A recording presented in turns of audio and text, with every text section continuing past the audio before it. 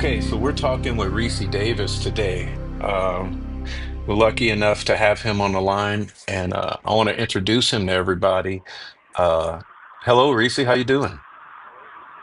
Yeah, I'm doing just fine. How are you doing? All right, good to talk to you.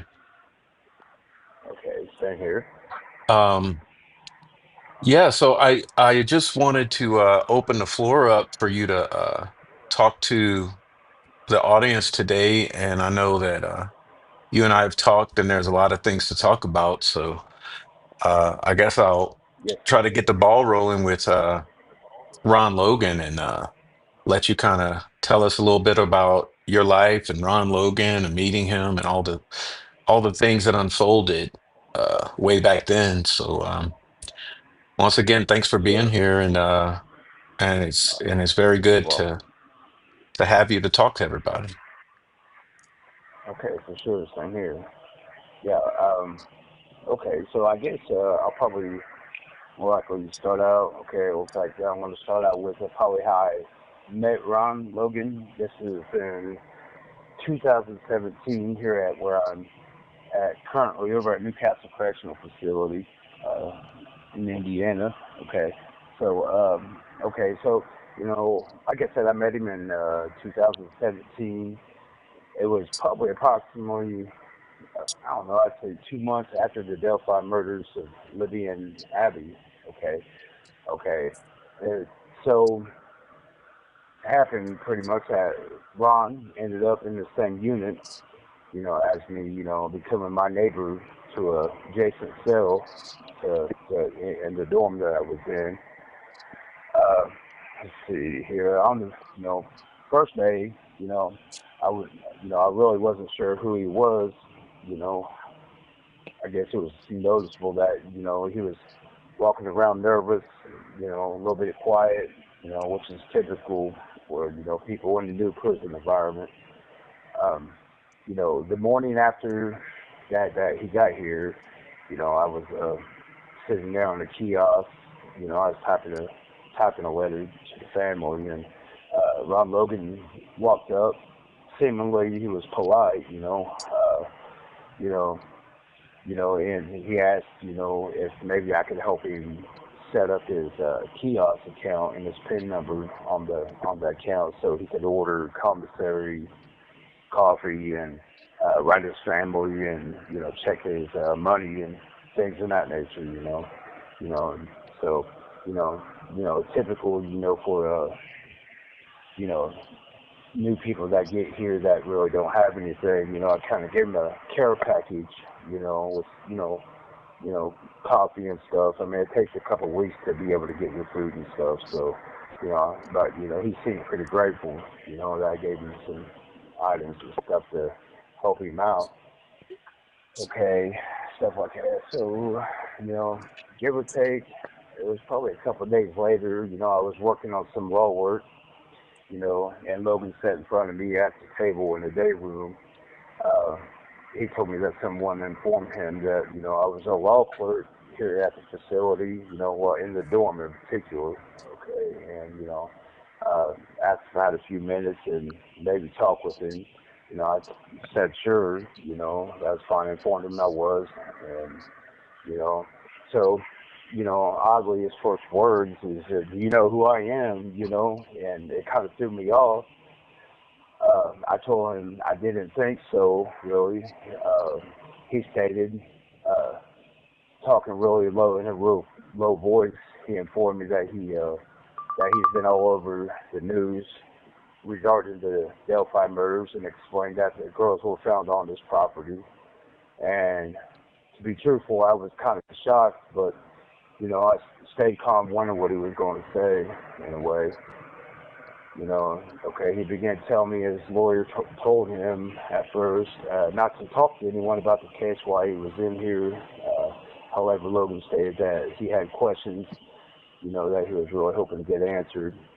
And he mainly had questions about, he was asking me if I knew anything about search warrants and told me about the FBI searching his home and asking, if they could for example, he asked me, if they could legally come back to his home with on the same search warrant, or so I talked to him about that. He assured him, about that.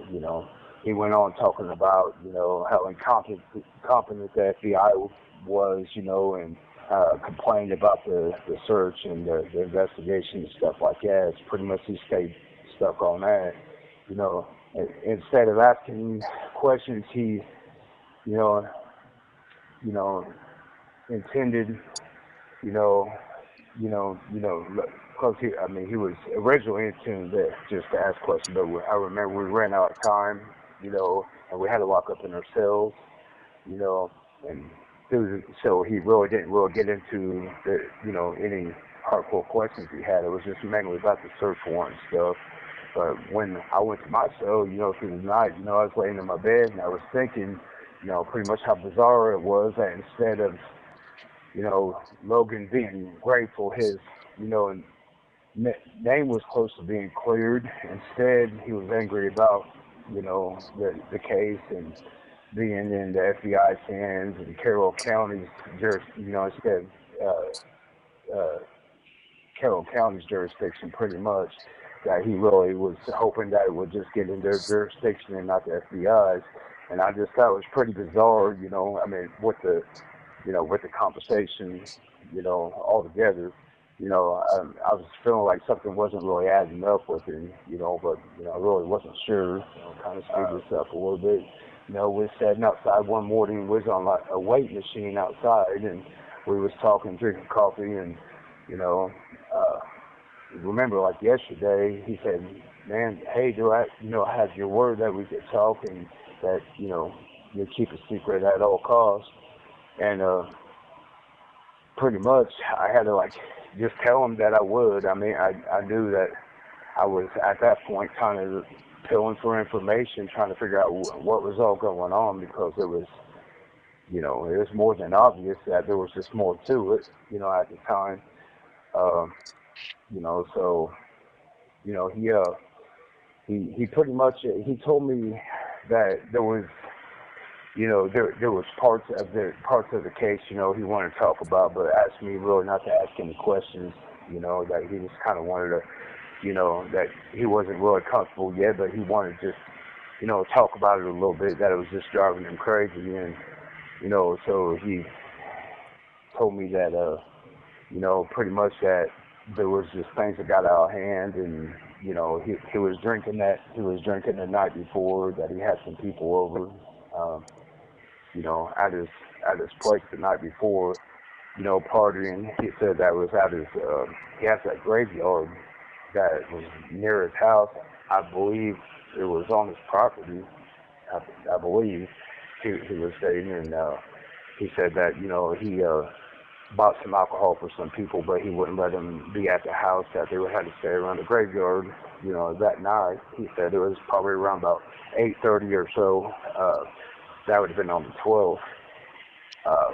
Okay, so he said that he was also expecting a couple individuals to come, well, he said they were friends, and,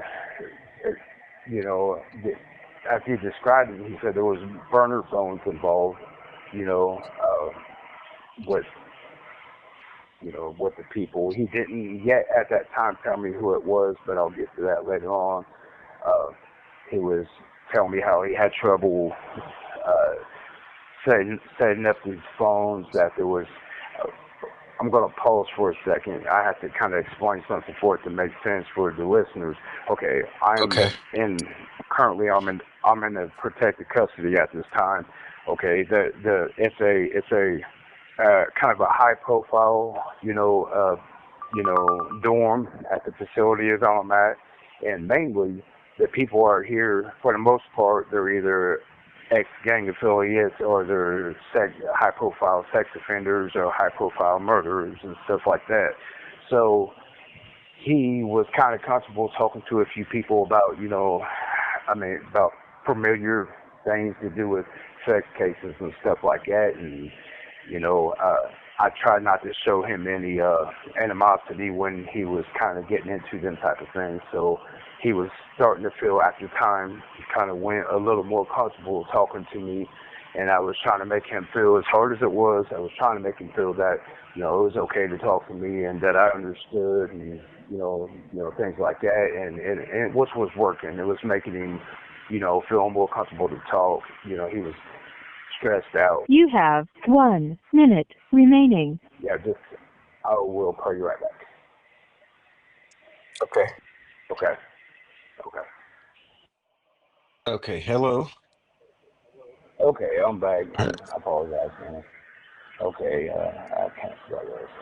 Okay. Well, anyway, I guess I was probably talking about the burner phones, but yeah, there was burner phones involved. He didn't want to really list any names about what was going on, but he was telling me that a friend of his had pretty much had some kind of, I don't want to say business, but kind of like where they were trading off pictures and videos, stuff like that, things of that nature, and that he was telling me that he had a friend that came up to Delphi, pretty much from out of town, that would help him set these burner phones up every. He was saying from anywhere from from 3 months to 6 months. He was saying then they would switch them out, and I don't understand why or none of that, but that's how he was describing it. But pretty much, he was explaining that at first he would not give me names or any information about who else. I mean, this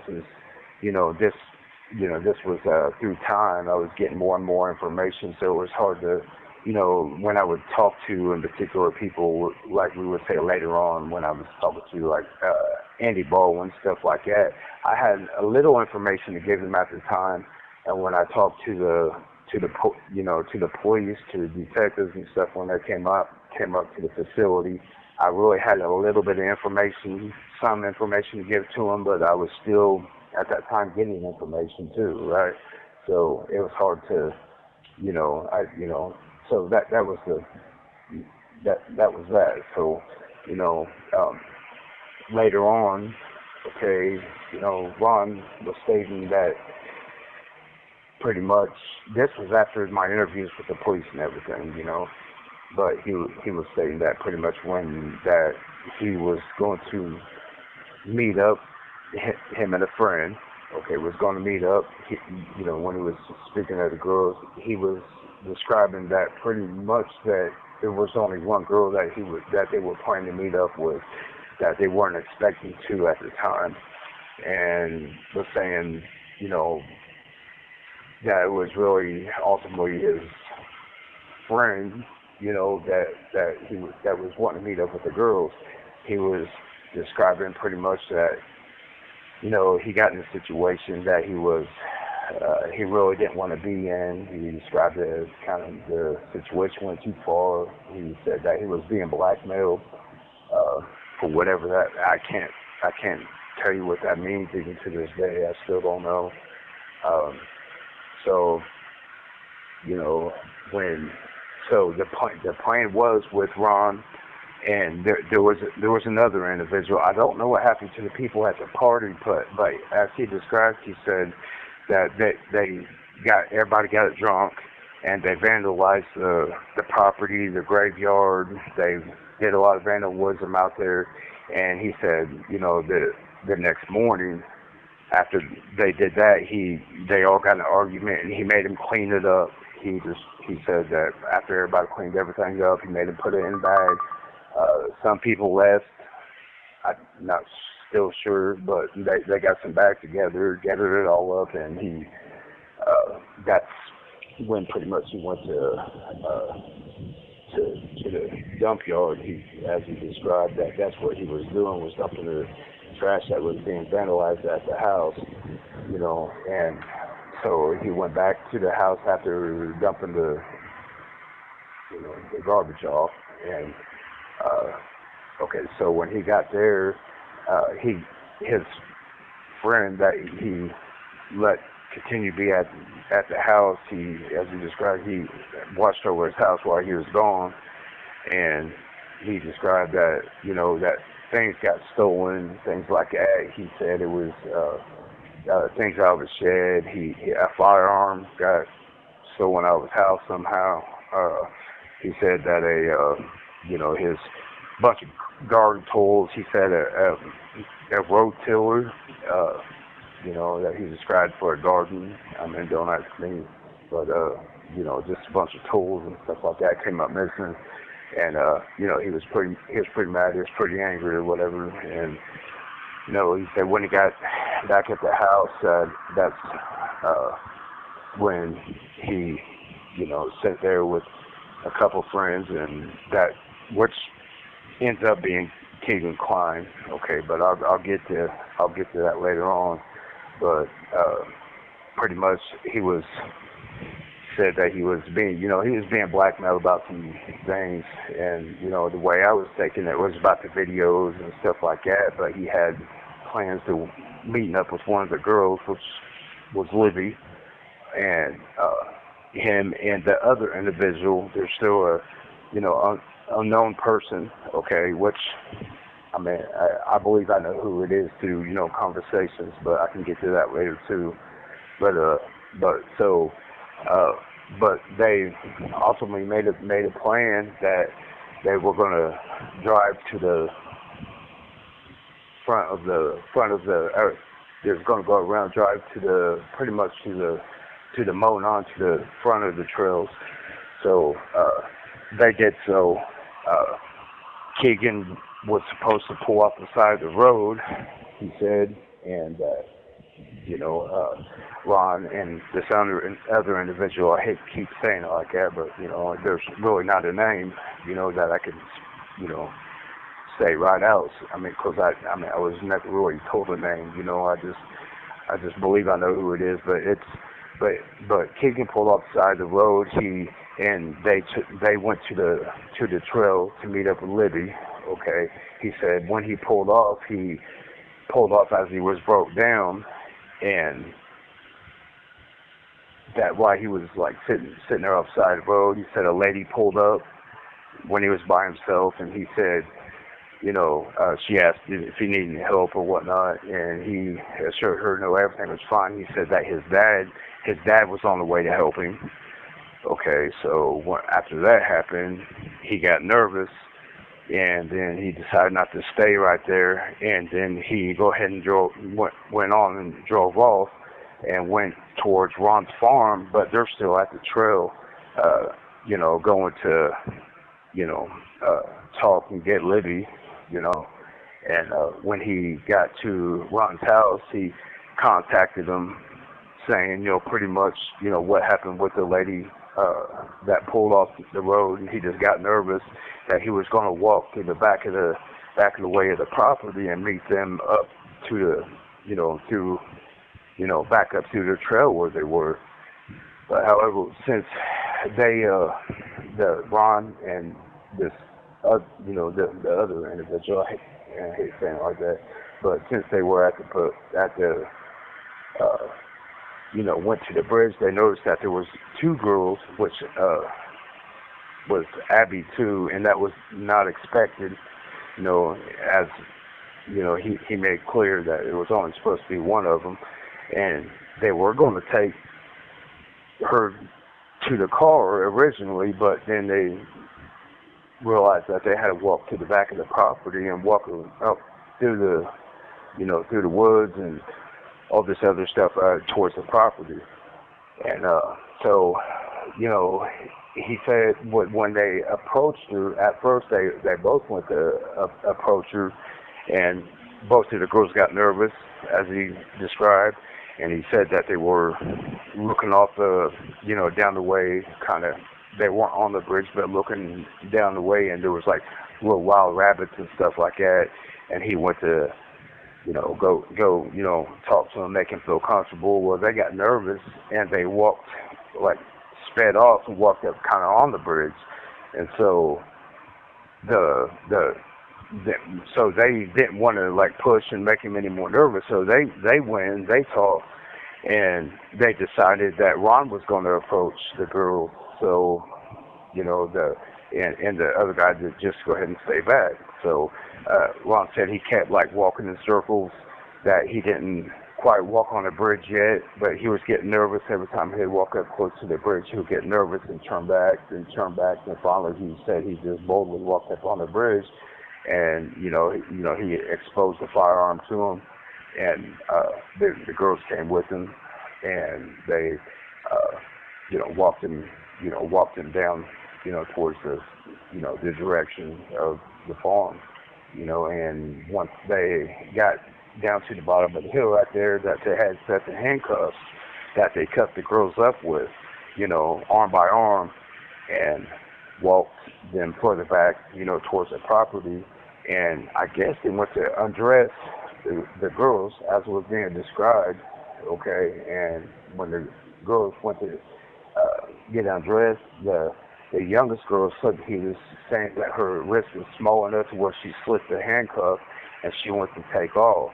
Well, the older girl, Libby, was telling her to run, okay? And Abby, froze, stopped, and then that's when Ron grabbed the oldest girl, Libby, and told her, if you run off, I'm going to kill you. It's going to be your fault. And she said just to go call the police, call her grandma, okay? And then Ron said he cut her initially, but that pretty much it wasn't, it didn't, kill her, but he cut her to let, Abby knew that he was serious.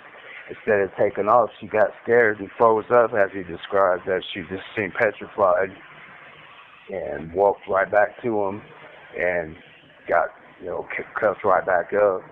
And so they, continued on their journey, and he said that there was a tussle. They went across some water, and there was a tussle, and then he ended up cutting her again, and they left her there, okay? And they took Abby to his property, to the house, and they went back after the lady together.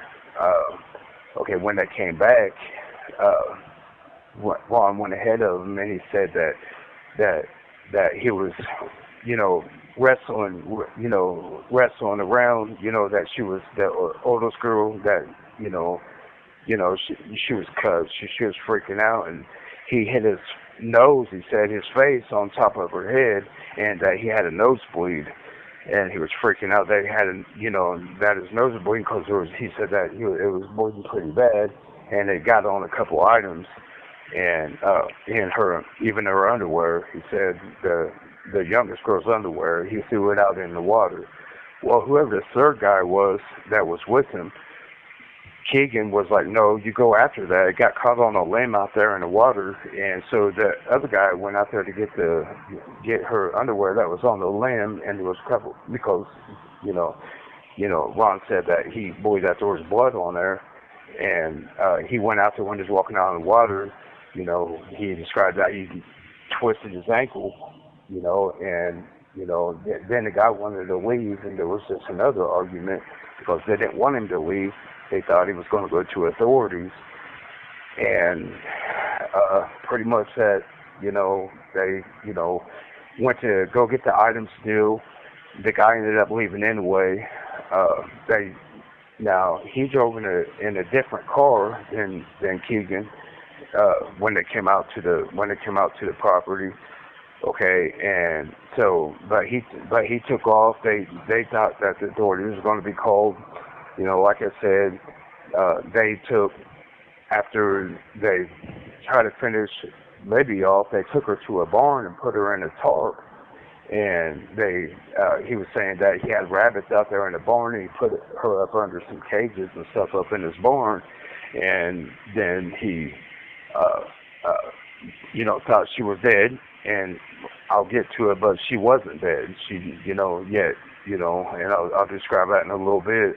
But then he started getting paranoid and freaking out. And then Keegan was going to go ahead and try to take the youngest girl, after all, with him out of the property. And Ron decided he was going to leave. well, to try to, cause he was paranoid and whatnot. So he took off, and that's when he went towards Lafayette. So but he wanted an alibi of why, that he wasn't around. That's when he called his cousin and whatnot as the alibi. On his way back through, he shut off his phone. He said, okay, and then he went by Battleground. It's somewhere near Lafayette, and then he went to like these burner phones. He went to go bust them up and part them out, and he went to go get rid of them near through Battleground, through throwing the parts of the phone out, and some other evidence, too, that he had, which he never told me what exactly what it was, but okay, so when he got back to after this fish store and going to Battleground and coming back to Delphi, he said that there was drones and stuff like that going over. It was kind of like heading towards the evening. He said there was drones going over, like over his property, over like the woods. That there was cop cars everywhere, stuff like that. Starting to look around. He said when he pulled up into the driveway, he noticed that Keegan's car was still over there by a barn in the driveway, and he was supposed to be done gone. But Keegan told him that that he got afraid of leaving because of the drones. He didn't want to be spotted, that he didn't know how to get out there because he was done supposed to be gone. Well, then they planned to get the girls off the lot. They knew that they was going to have to do something with the youngest one. They argued who was going to try to do her in, and neither one of them wanted to do it for whatever reason. They went back and forth with it. Keegan was the one that ended up taking her life, and so they decided, since they couldn't get the girls off the property, what they were going to do is go ahead and just wait till later on and try to get them as furthest out in the woods as I can get, which ended up to where they didn't want to take any chances, and it was still, the girls were still on the property. When they picked Libby up out of the barn, they put her in a wheelbarrow, to move her closer to the woods area, and when they put her in there, it was said that they noticed that she was shadowly breathing, that she was still breathing, and faintly, and that they had to end up cutting her head again, that they cut her again, and that's what the carpet knife, as he explained, and so they had to finish her again before they even took her to where their final destination. But they ended up getting the girls and putting them up at the end of the property. Keegan said that he wanted to set the area as pretty much do something that they wouldn't believe an old man would do, that would pretty much make him look like that he wouldn't be responsible, and said that they set the. You have 1 minute remaining. And I will call you back. You were. All right.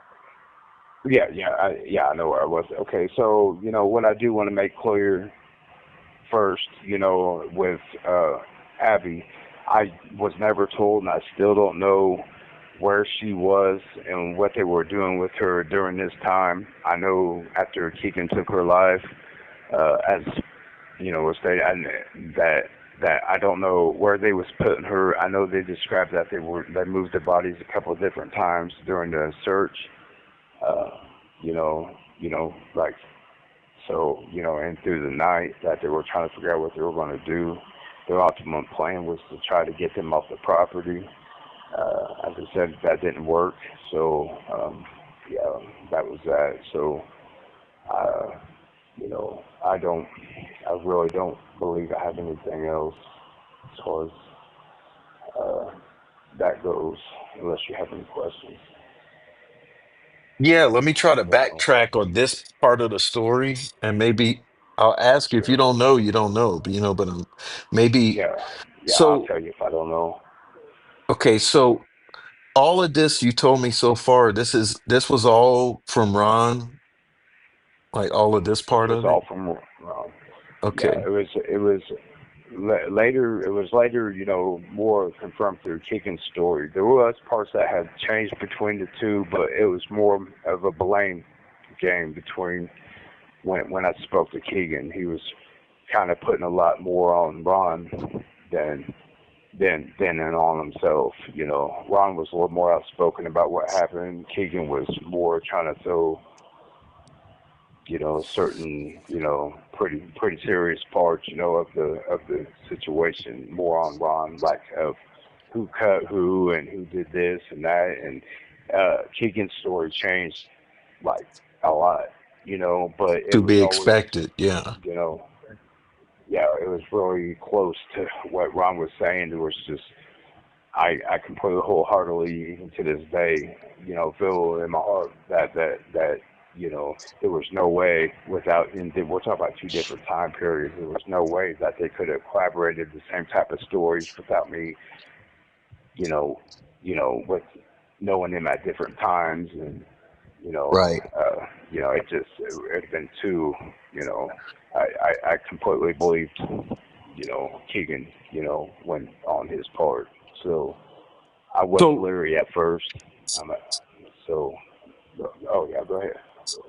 um, this thing with Ron. So, how many times, like the story you just told me, how many conversations with Ron you think this unfolded over? Like, how many times y'all talked where this all was told to you?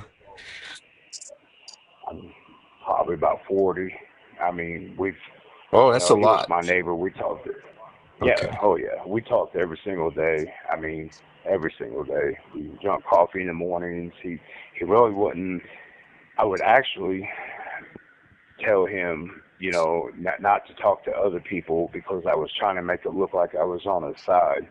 Yeah, I'd I be get like, it. be careful talking to these other people, and just kind of, and I built a trust with him, and but that was the only way to get him to really start trusting, and I mean, but it worked. I mean, it did work over time. It worked, you know, Yeah. so.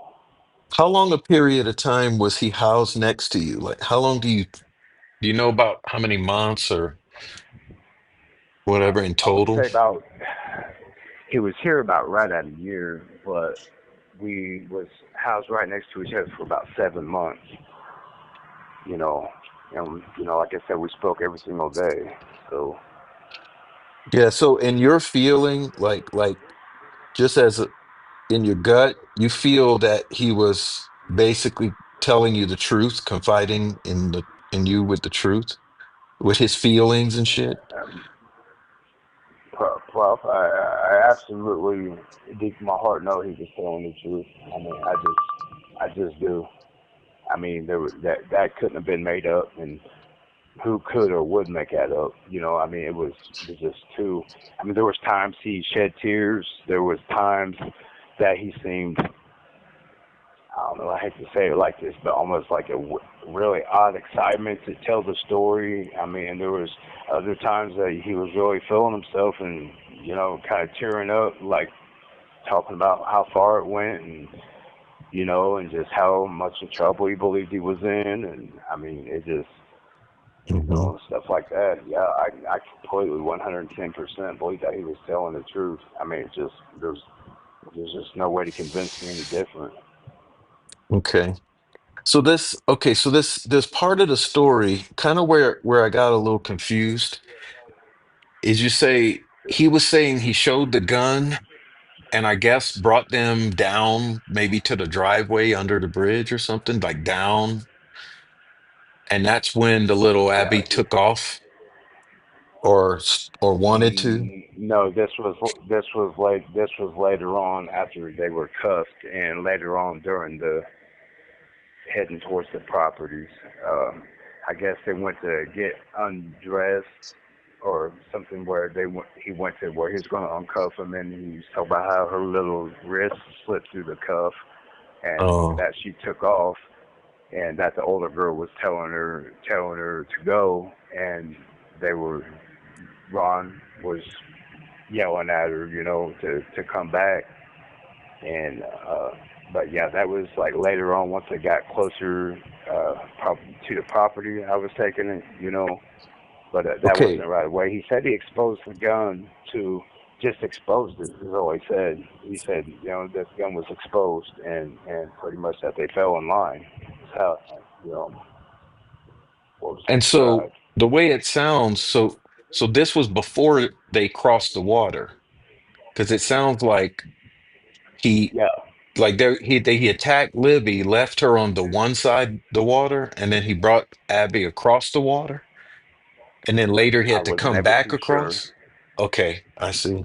Yeah. I was never too sure. I'll be honest with you. I'm still not sure. There was parts, and I had so many questions myself, but it just seemed like to me that the more I start asking questions, he would get cold feet. Hmm. And here was the thing too. I had a cellie, a somebody I lived with. I mean, to put it that way, that uh, kept asking me questions because Ron kept coming to my door and talking to me through the door, and Ron ended up opening up to him a little bit, not as much, but a little bit. And my celly went off on him, and which just really pissed me off. And Ron didn't talk to me about 4 or 5 days, just kind of, you know, I don't know. I take it as nervous, it's the way I was taking it. And I told the police this, the detectives this, and they wouldn't even pull him up. And he was willing to come and talk to him up there at the front. The police wouldn't come pull him out to talk to him even. Nothing. I mean, just absolutely. There was just so much that I had to offer to show them that this was truthful. Through the investigation and speaking to them up here, and they just would not take anything. They would not. They would not take any offer I had to anything. Offered to wire up everything. I mean, they wouldn't.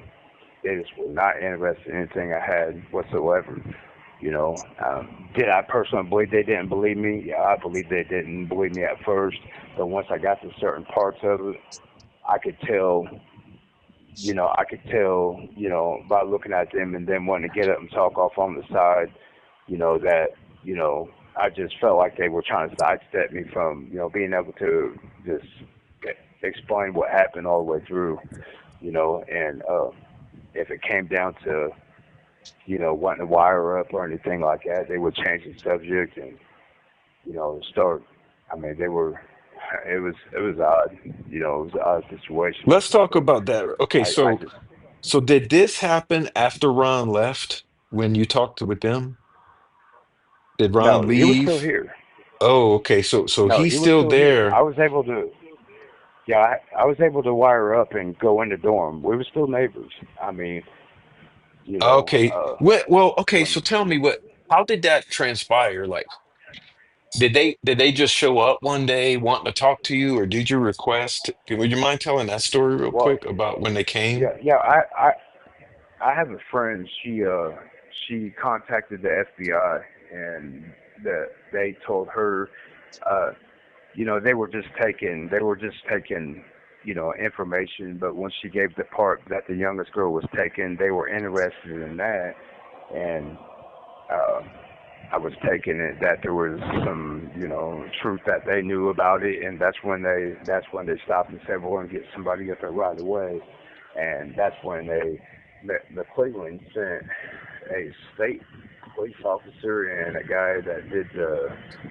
what do you call them, the you know a lie detector's test, brought them up here, and so when you know they when they were up here, they, I walked in there and it was just, I mean, they were just, you could tell they were here because they had to be here. They didn't want to be here to really try to figure anything out or listen or give me a chance to talk or nothing. I mean, they would not, nothing. I mean, and I believe personally, because I have a stuttering issue, that they were looking at me crazy because I was stuttering, which I understood, and I explained that to them.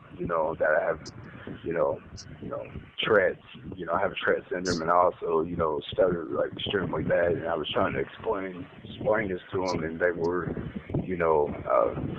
just awkwardly, you know, uh, trying to push the conversation other places, and they first started when they came here was because when the lady made the report on my behalf, she told them, she said that he declines any, that I decline any, any kind of money, reward. That it wasn't about that, that I completely decline it. I just need somebody to get up here and listen to, what was said, and but their interest was why would you decline any money? Who would decline money? That don't make no sense. Why would you do that? That just makes no sense. What else do you want? Or you want? I mean, is it you wasn't? I mean, it was just really wild. It was like I felt like I was getting interrogated, and I'm like, like, dude, I'm a father, you know what I mean? Dude, I have kids, man. What's wrong with me? What's wrong with me reporting something without, wanting something in return? They're like, well, that just don't make sense. That just don't, is it media attention? Is it this and that? Mm-hmm. And like I explained to him, I said, well, let me tell you something that you don't understand, you don't know. This stuff will get me killed in prison, man. Media attention. What do you mean? I mean, the last thing I want to do is put my face out there and being a prison snitch. I mean, so no media attention doesn't do me any justice. Besides, it's going to probably put a knife in my back before you know it. So no, it's not media attention. It's not that I want money. It's not none. I just need you to listen. And I explained to him. I said, man, I'm a father, man. I just, You have 1 minute remaining. yeah, I just explained I wanted the stuff be known, and and just to go follow the information, and that's Yeah. it. That's all I asked for, right? Did either of those guys identify themselves as FBI to you? Well, one of them was the guy that was doing the Texas test. He was through the FBI, I guess, and one of them identified himself as a state police sent up through Delphi, Carroll County, that was stationed up there. Okay. We'll pick it up on the So, next call. Okay. All yeah, for sure, I got right. you. Let's keep going because it's you could do, it's Okay, sounding good now. It's sounding okay, good. So sure, I sure, wanted to sure. ask Okay, you about this polygraph. So you just sure. said that you believe one of them was from FBI and the other was from McClellan, like one of the Carroll County or state police. As they described it. I Is mean, I it don't know anything as a hard fact, but I right? mean, that's kind of how they described it as I was there. So, I So mean, let me you ask you know, this about it. So they hook you up, right? Did they hook you up hmm to the device and then did they chit chat they with you did. for a while to like establish a baseline and just ask you normal No, questions or whatever? I was I was not asked a single question, not a yes or no question. I wasn't asked. It was all argumentative the whole time. Everything was a back and forth scenario. We was all angry, there was not one question, one time, not for 1 second, that they said, "Did this happen?" or "Are you telling the truth?" or nothing. There was never a yes or no. There was none of that the whole time. You know, I, the whole time. Uh, Matter of fact, it got to the point where I took the stuff off. I'm like, man, I'm done with you guys, man, because I mean, it just kept going back to what my motive was the whole Mm-hmm. time. I mean, there was no. I mean, they set a camera up right in front of my face. They said a thing where it was recorded. They informed me, hey, okay, we're recording you. We're recording you with this video thing. We're gonna, we're gonna get the audio sound and lay that there, and I agree that was fine, whatnot, and uh, so I mean, everything was, set up, but no, I mean, like they said they lost it all. They lost the recording. They lost the video. They lost the questions. Typical. But there was no questions. That's why they say that they lost the questions is because there was never a question in to begin with. That not once, not one question. I swear, I wish I could explain to you, man. These people have not asked me one question. I was up there. Now, when McClellan later on tried to cover his rear, saying that, you know, that, that I failed miserably was his exact words. there was no questions. There was no real. It was, everything that I said, described special to Andy Baldwin when he was here. Nick McClellan later on denied it, but he had no evidence to back anything he set up. He supposedly lost everything. And he tried to throw his own narrative on it, which was all a lie, every bit of it. He tried to even say the fact that, and he was trying to like divert certain things I said, like the phone. Okay. When I said that Ron Logan took the battery out of the phone when he was coming back in from Lafayette, that McClellan jumped in there on, I believe it was a podcast or something, and he was saying or a YouTube, or same thing. And he jumped on there and said, oh, well, he had been lying about these phones because the phones were smartphones and you can't take batteries out of them, this and that. However, like I said during the interview, if he produced the audio, I even described to them that Ron Logan explained to me he had a flip phone. That was his personal phone. Now, he took the battery out of that because he didn't want it to he didn't want it to show that he was going to battlefield when he was leaving Lafayette. So he took his battery out there, and then he ended up putting it back in like soon after. But McClellan didn't want to state that. He was trying to divert it as like I was talking about the girls' phones, the smartphones, and if you produced the audio, people would have been able to see what was really said. Uh-huh. But, he was trying to do everything he could to make me look like a liar, trying to, take it, but he couldn't really say much because, everything that I spoke did end up becoming the evidence. Now, I've stated all this, and I gave, and the information that came out was in 2017. I didn't know any of what actually happened through the case. I didn't know if I was being told the truth, or not. I really didn't know. I know as much as, as anybody else. However, when it came to after Ron Logan's trial, and I'm watching it on TV, I was watching it on court TV, the trial after they were coming out and speaking of, the case. Everything they were coming out talking about off court TV was everything I told Nick McClellan and them on this case, and the polygraph examiner and the detectives that came up here was all the information I gave them, and they were taking the same information that I gave them and putting it on Richard Allen, and it blew my mind.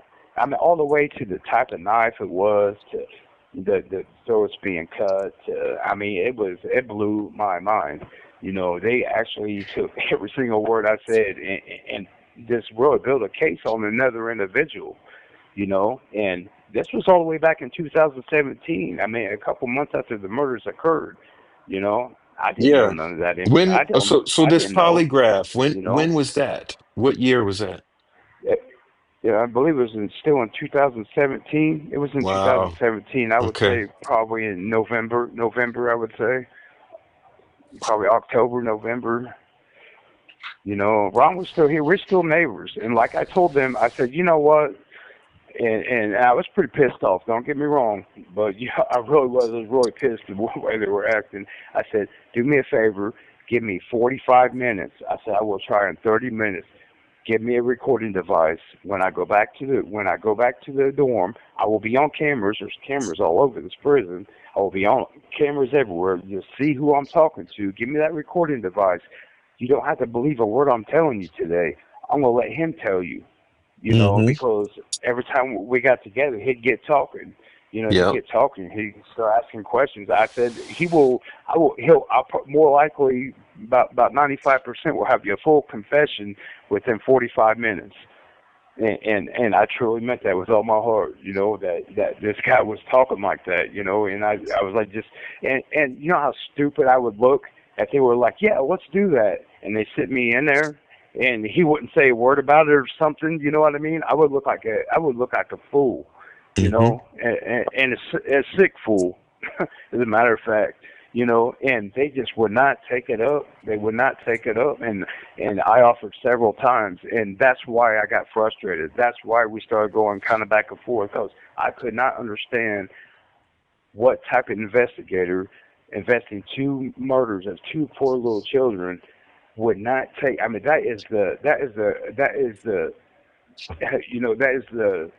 a golden thing. You know what I mean? To any investigation is a confession, and being recorded, and they just would not take it. They didn't want to know.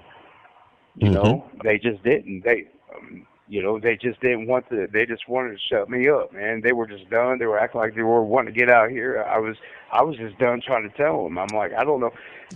Call my roommate in here and talk to him. Why don't you guys do that? Like, no, we don't need to do that. Stuff like that. I'm like, okay, send me in there. Let's get this on the recording. You don't have to take my word. Take that information and look more into it. Why aren't you guys taking that? They're like, oh, you don't worry about that. That's all they're saying. You don't worry about that. You don't worry about that. Everything will be okay. Let's just keep going here. And I would do anything from the bottom of my heart, wish that they'd come up with that audio and play that audio and let people see the truth, of how this investigation really went. And the things they were saying and the things they were trying to leave out and the way they were, it was so bizarre. I actually, afterwards, I went back and I started crying. I thought, man, there's something going on with this case, and I didn't know what it was at the time, but I'm like, man, there's no way that these people up here investigating at that stature, came up here wanting to solve this case and would refuse all them things I had to offer. They instead made it about me. Made it about what my intentions were. What was I doing? Why? Who would ever? That was their question. Who would ever refuse this money? Who would ever refuse this money? Why would you refuse it? And that's what the whole setting was about. I'm like, are you guys out your fucking minds? Excuse my language, but are you? That's just how that's how I came to them. Like, you guys are. I said, man, you guys are just. I'm just confused.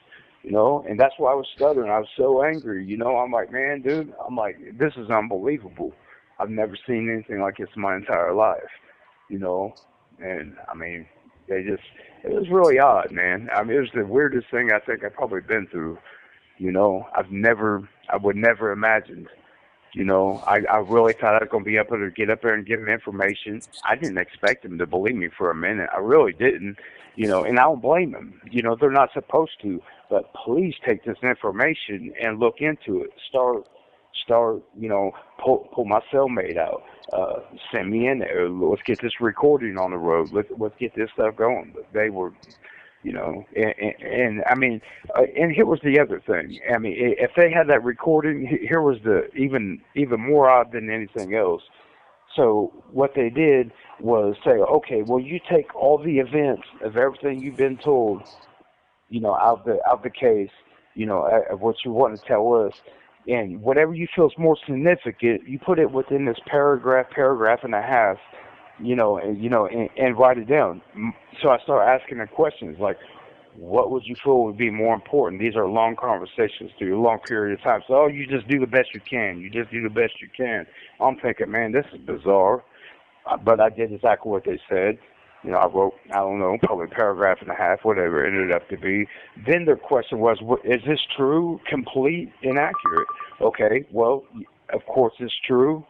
Is it complete? No, it's not complete, because you told me to write a quick narrative, so no, it's not complete, and is it accurate? I don't know.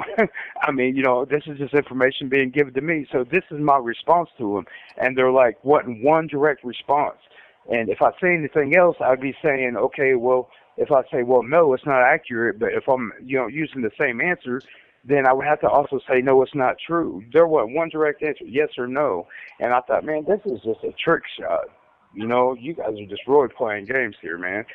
And what kind of information can you get out of a paragraph and a half after 9 months of conversations? I don't know what's more important to you. I don't know, I don't know what, they were just up here playing games. It was, man, I just really hope somehow they can get these audios somehow still, which I don't see it happening now, because it would show that they're lying. I mean, that what they're Hmm. saying that I miserably failed. Well, they're miserably failed to do their jobs the correct way because I mean they're covering asses, they're hiding stuff. I mean, point blank. And but I've learned what that was later on. Like Ron Logan told me, he's good friends with Nick McClellan, and McClellan was going to modify him out. I mean, that's what he told me. I wasn't sure if I believed him or not. But then after I even spoke to the detectives about him being, part of this case, confessing this case, they modify him out a month later. Not that he does his time. They modify him out of prison. Let him go home early on house arrest. And I mean, you talk about a mind blower. I mean, I thought, man, this is the weirdest. This is the most. I mean, you couldn't. I mean, it was really odd. I Hmm. mean, So he told Ron you Logan, he's friends with McClellan and or his family or something, and that he was going to get him the out, family, and essentially. yeah, he said that he was going to end up modifying him out. That he was talking to his brother, and that he was going to modify him out. Point blank. That supposedly he didn't believe he did it, and stuff like that, and that Whoa. he was going to get him out of prison, not to worry about nothing. A month later, man, I'm telling you, a month after I said that he confessed to his crimes, they sent in a petition to modify him, and they granted it within a week. I mean, like saying, yeah, okay, gave him a court date, and I'm talking a court date a couple of weeks later. I thought, man, there is something going on, man. I mean, it just did not make any sense whatsoever. Nothing did. I thought, man, this is just the weirdest stuff. I mean, everything just blew my mind. I mean, I just couldn't believe it. You know, So yeah, Yeah, and but here before we they are, let, 8 years later, still same shit. you're Yeah. same shit, We're about to be 10 same years shit. later, I not mean, not another year and a half or whatever. Will be 10 years later, still the same shit. it's mind blowing, man. It's Yeah. mind blowing, and I don't understand it. Yeah, I don't understand it. I don't. I just don't. I don't get it. You know, and I've done everything I felt was the right thing to do. Myself. And I gave it my whole heart to try to to get it out there. And I mean, I was made a fool through this whole thing, especially when McClellan and talk. He would try to make a fool out of me every time he got out on a podcast. And he would try to make a fool out of me, take information and twist it and make it look like I was saying something else. And it's like, dude, release all the information. Let people decide for themselves, what the truth is. Quit hiding shit from people, man. Put it out there and let everybody decide. I mean, there's people that's smart. They can figure out the facts and they can believe whatever they want to believe, but give them the facts. Don't sit there and feed them a bunch of shit and tell them that I'm full of shit when you're the one holding information back and acting like everything's lost. Dude, you have something to hide. I have nothing to hide. I've said and done and tried everything I possibly could.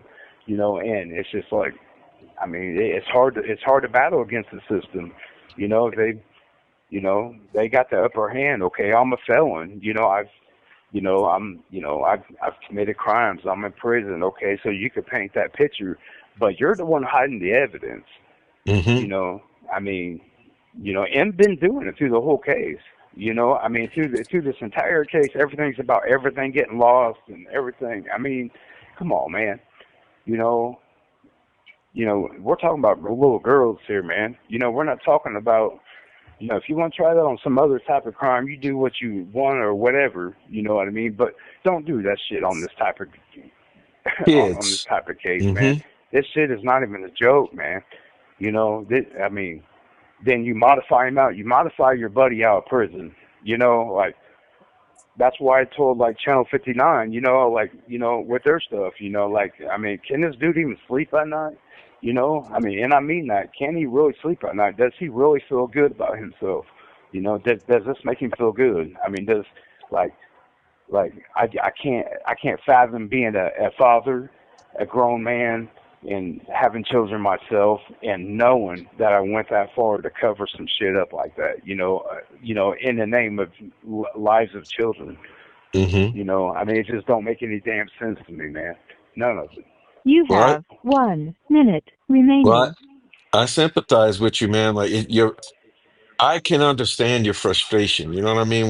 When you say like it don't make sense and you're anxious about it. I mean, of course, man. Yeah, There's no no one frustrating. blames you. No one blames you for being upset about it and, you know, having feelings, Yeah, man. I mean, I just the truth needs to be out there. You have an innocent man, somebody that really was not part of this crime, and I know a lot of people believe that Richard Allen was, but this poor guy has really been like framed. This just been pinned on him, and I know from the depths of my heart, I know he's innocent. I know he didn't have nothing to do with it. You know, I mean, we'll get in more into that later, but I mean, yeah. Hmm. So, yeah, for sure, buddy. But I appreciate you, buddy. Okay. All right, yeah. Well, I know everyone's gonna appreciate hearing this because people Thank you care. for using Right? GTL. Somebody made, I guess, a YouTuber that called in that, or that was on the, one of their whatever, and they try to they try to make it as that they talked to her, and that she said that some stuff that she supposedly said, that it was that I was intending to hoping to get something out of it, and but she was contacted, that have her contact information. I gave it to a couple of people, and it was false. It was she uh, informed that, if they knew me, that they wouldn't even be asking them questions, you know. But when she contacted them, uh, she actually said, which I asked her to, say that, that when they came down here, that, for them to have the understanding that, I wanted nothing out of this. I just really needed to talk. I, needed to talk to him. That I just really didn't take, the information serious, which, was definitely, true. So when that came down here, they introduced themselves, and the first thing that they wanted to know off the top was, why a inmate, why a prisoner, that it didn't make sense to him, would uh, asked to do something for nothing, that it didn't make sense, that everybody has intentions for anything they do, that it just didn't make any sense, and they wanted an explanation. And and that's how it started off. It started off real confrontational, because I mean, I got really offended, and as I explained, I said, man, I mean, number one, I'm a dad, I'm a father, I'm a man before anything. And I mean, I just mind, I really needed them to understand and pay attention, to what was being said, because, I felt like that, this was their time to get the information that they needed. I mean, this was only 2 weeks, 3 weeks. I have to date exactly, I mean, if needed, but, after the, well, well, anyway, I can get you the date exactly, but I mean, it was actually it was on 5/17. Uh, oh no, okay, it was on 6/21 of 2017 exactly. I got it written down here. Okay, that the setting and the alleged polygraph that was given. Um, okay, but they did hook me up. Okay, but the whole time it was confrontational. They, it was about me. It wasn't even about, and it was like anytime I began to talk about Ron or bring him up, they would change the subject. They would get real angry when I bring him up. They asked me.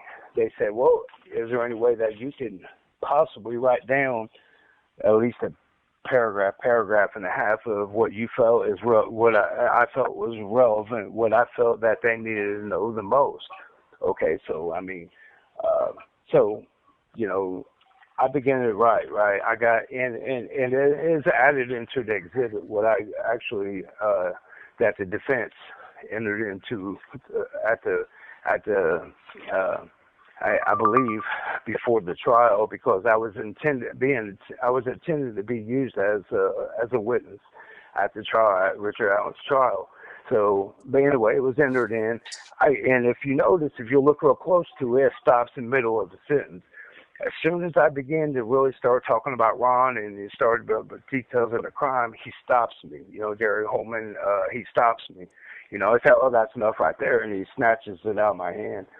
And I'm like, okay, well, he begins to and he begins to, say, is this accurate? Is this true?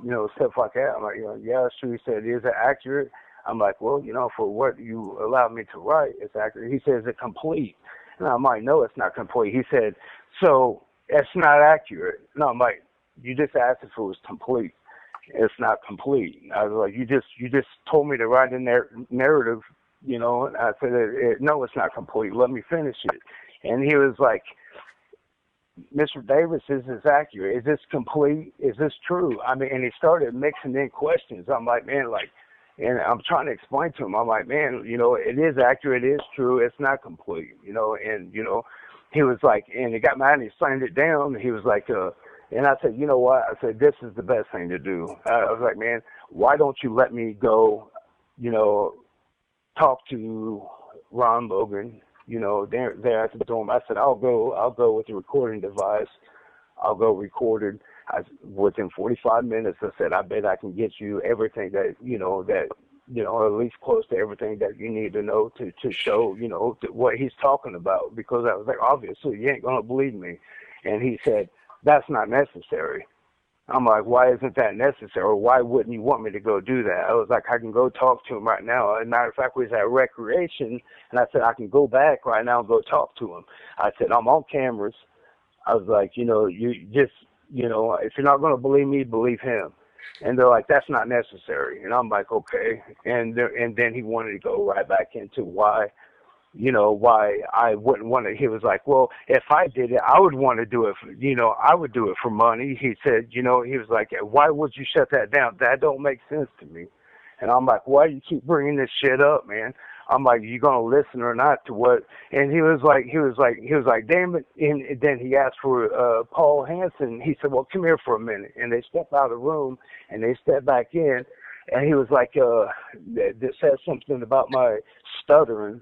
And I tried to explain to him, I said, I'm not on my medicine. And he was like, oh, and he's rolling his eyes at me, just being real cocky. I said, man, I stuttered really bad. He said, oh, is that what it is? I said, you know what? I said, why don't you let me go back to the dorm within 45 minutes?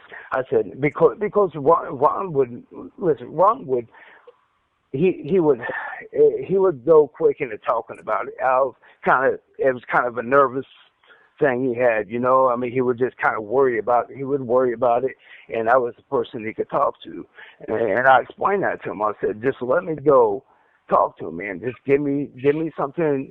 You'll be able to see who it is. I'm on camera. Let me go, and I will get you everything I can get. And once again, he said, this, it's not necessary. And so I'm like, man, I don't know what the hell to tell you then, man. I'm really, I'm trying to help. And he was like, then he was like, you have 1 minute remaining. Okay, let me call right back. I apologize. Okay. Okay. Detective wrote it, but it's in there if you look at it. So they didn't follow up on anything. They didn't take my offer to wear a wire recording device on Ron. My point was I was trying to make to them that what type of investigation wouldn't take the offer of of a record getting a recording of that's a dream. That's the golden, that's what, to any investigation, and they're flat out, as soon as I offered to shut it down, like, no, that's not necessary. No, that's not necessary. And it was really pissing me off. It was pissing me off bad. I'm like, man, you guys are not here on good intentions, whatsoever. Okay, well, to get to what, this is really interesting here because I did not realize this, okay, and I want you to look into it yourself, and I want you to do your own investigation. You're pretty bright. You might already kind of know about this. So I get the information of the exhibits, okay, and Diane and I kind of looked into it because in the middle of the exhibits it has a bunch of weird writing, in it, okay. And to come to find out, we ran and we looked into it, and the results that they gave, okay, you had Nick McClellan's like, oh, he felt miserably, okay, and I was like, man, I knew it was bullshit because, there wasn't because well, come to find out. When you have number one when you have a polygraph, you're supposed to have one polygraph examiner. You're not supposed to have any police, anything that would interfere. Okay, and this is what you had. You had a detective the whole time interfering. He made it about me. It was all about me. He wouldn't let me. He wouldn't answer no questions. I'm asking beforehand, like trying to. He's like, "Oh, do the best you can. Do the best you can." He was making me really agitated. And they weren't asking any questions whatsoever. The only questions he asked is it complete? Is it true? Is it complete? And the answer was no. Of course it's not complete. Then he's referring it back to, okay, well, is it true? And he's trying to like twist everything. I was like, man, dude, like, what are you doing here? But okay, so let's fast forward here. So Diane and I was looking up, okay, and come to find out that the results are handwritten. They're not even machine generated whatsoever, okay. And I thought it was really suspicious. And that's why I was looking it up. Where it's like, man, polygraphs are machine generated. They're not handwritten. They're not, So we started looking into this. Okay, well, come to find out the results, okay, are something that's called PECC, right? And okay, so PEC isn't, like I said, it is machine generated. It is it's when you look it up, it's confirmation bias, and it's where pretty much they sit back and they observe your reactions. Okay, and I've done told them that I have a stuttering issue, that I have a Tourette issue, and that I take medication, and they're not, and they never produced to the defense anything that was machine generated whatsoever. They hand over something that it says like it's like a pre-test they're supposed to do. It's like a test phase chart calculation type thing, and it was, like I said, it was just written on the paper, and it's just there's no questions. There was no baseline, it was, and you had, like I said, you had interference in there. You had an officer, sitting there trying to interfere, and it was like they didn't want me to pass it. And they, with them saying, okay, well, he failed miserably. Okay, you would have to have some type of a real test, some kind of generated test, and they made it as if there was one this entire time, but they couldn't produce it. Now they had a recording setting. They had a videotape setting, and they didn't tell Andrew Bowen this. Okay, and when I finally informed him, hey, there was a recording, because I wanted him to get a hold of this stuff, man, because I'm like, dude, like, this could prove that they're full of shit, okay? And he was like, oh, there was a recording, there was a videotape. I'm like, absolutely, He said, okay, well, man, listen, I'm gonna motion, I'm gonna get a hold of this stuff. Well, he went in there and they didn't deny it, but they were pretty much saying that, well, they believe they lost it. It was recorded over. This was the information that they gave them, that they no longer had it. If it was like that, they couldn't give a solid answer whether they had it or not, and that they believed that the tape was recorded over, which, come to find out, this was kind of something that is kind of happened in the past on other people, and when they were trying to produce evidence, oh well, we had it, but it was recorded over, and they wouldn't report it, and they were misleading, and the defense, and they did the same thing with my setting, and I couldn't, and I thought they actually had a real test. Because he's like, oh, well, he felt miserable. I thought they had a real test to provide, so I wanted to see it because I've informed them there was no test. There was no actual test. There was no test to where they could actually, show any type of real performance. And I knew that, and I'm like, man, I want to see that. I want to see it. I want you to see it. I want the defense to see it. Now, if I was full of shit, okay, excuse my language, right? But if I was full of shit, I put myself on the spot for them to go and ask them to go get this information. But they couldn't produce the information. They couldn't produce the information because they knew that everything they were saying was untrue. When they finally produced something, it's just peck stuff. It wasn't anything that they ever said it was in the first place. I mean, it was all false information. It was a subjective test, and it was based only on like observation of like reactions, because I have a twitching issue, with my treads. I stutter really bad. I have issues. I take medicine for it, okay? And they're like looking at me, and I'm trying to explain it, and they felt like they finally got me on the hook just because, they're seeing my reactions, but they never want to produce a test. There was never nothing objective that they could have did, and they did not want to see the defense on these tapes and these issues that I'm offering to go in there and wear recording device on Ron Logan. See, these type of things would have showed that their investigation was really suspicious. Okay, I mean, if that's Hmm. for whatever, they did not want me to. As soon as I started, because when they came up here, you have to think, when they came up here, they didn't know exactly that it was going to be about Ron Logan. They knew that I had information. As soon as I brought his name up, the very second, oh man, they were just juggling back and forth, and they wanted to go out and talk, and they wanted to, and as soon as I give information, and as soon as I start writing about Ron on this little paragraph, he snatches it out of my hand. They did not want me talking about Ron Logan.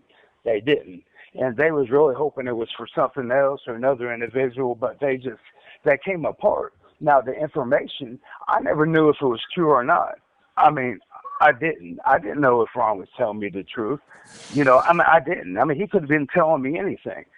But what he did tell me, and what everything I wrote down, everything I reported, come to find out, once the trial began, I didn't know until the trial that if the information was true or not.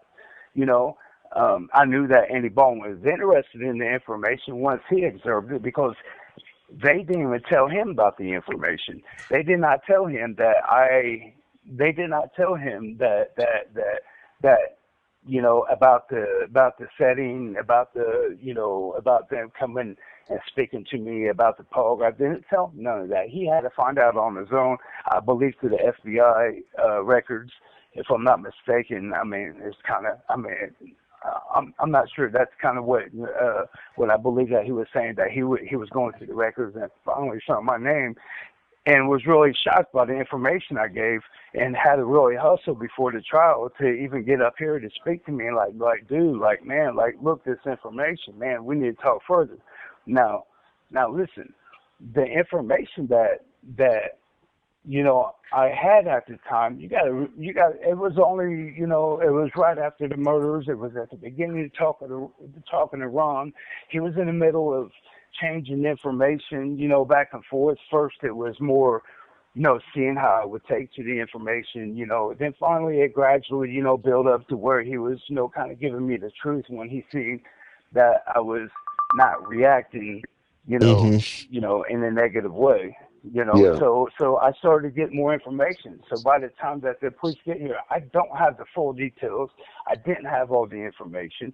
I gave them what I had at the time, and that's all I was able to do, and so it was,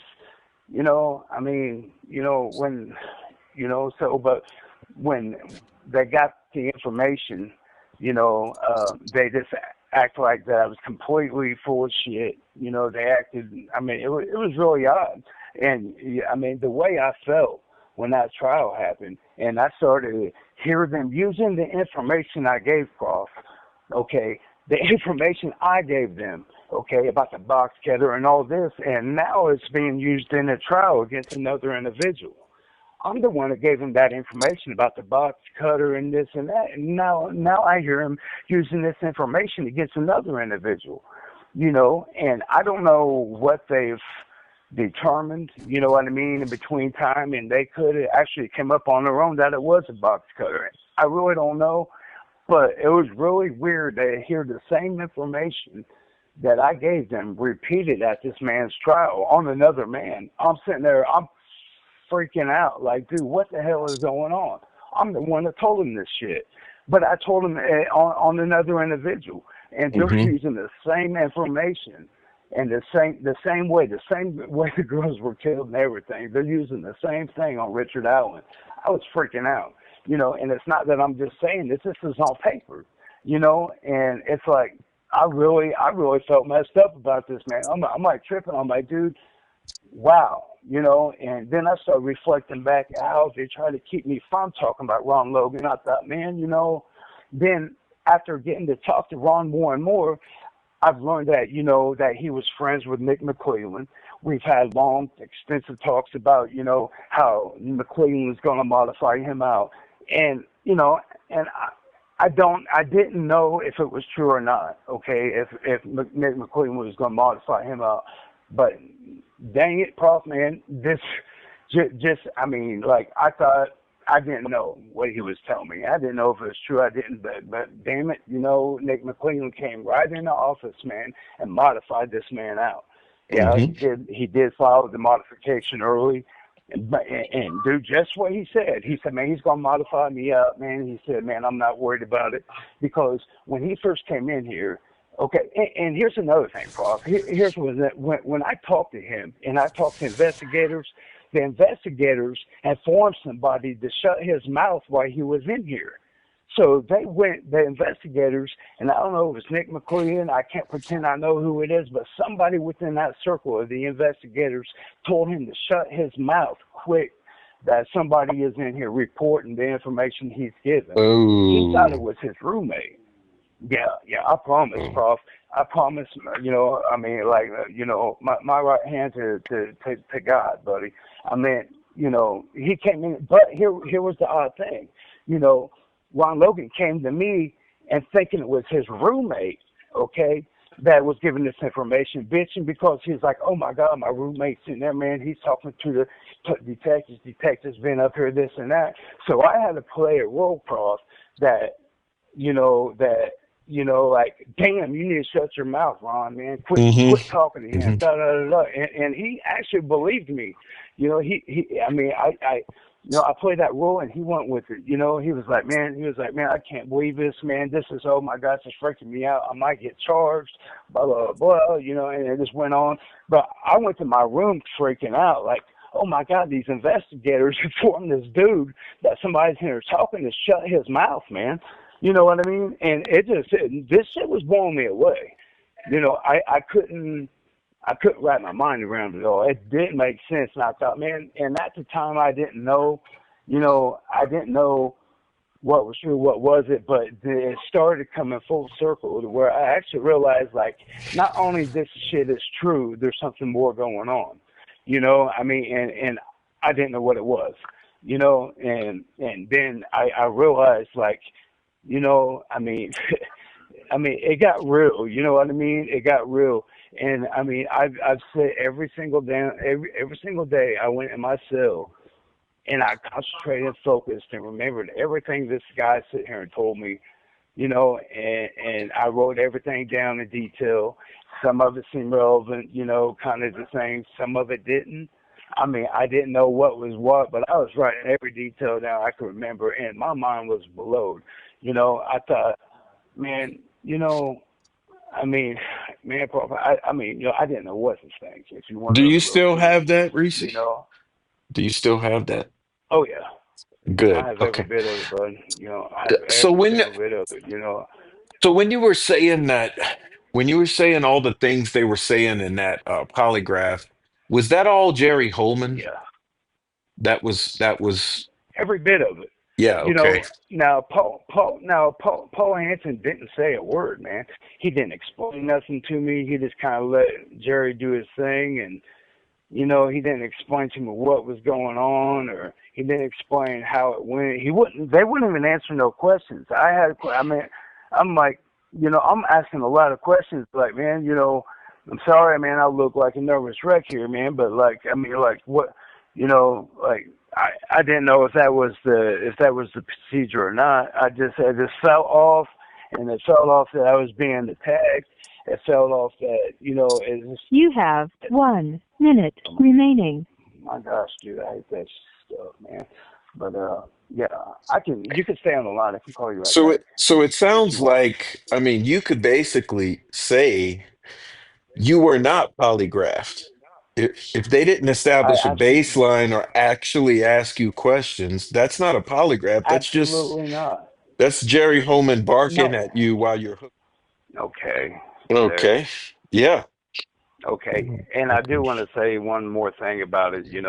When you look it up, okay, it says that within a setting of a polygraph, the only person approved to be present is you and the examiner, and it also says that only person approved is a translator if there were communication barrier issues. Okay, that there is not supposed to be a detective. It's not a what do you call that, man? It's not a time to do a what would you call that, Prof? I mean, it's not a Interrogation. yeah, it's not an interrogation. And plus when you look it up, it also says there's not supposed to be any secondary attorneys, prosecutors, police, any type of authority.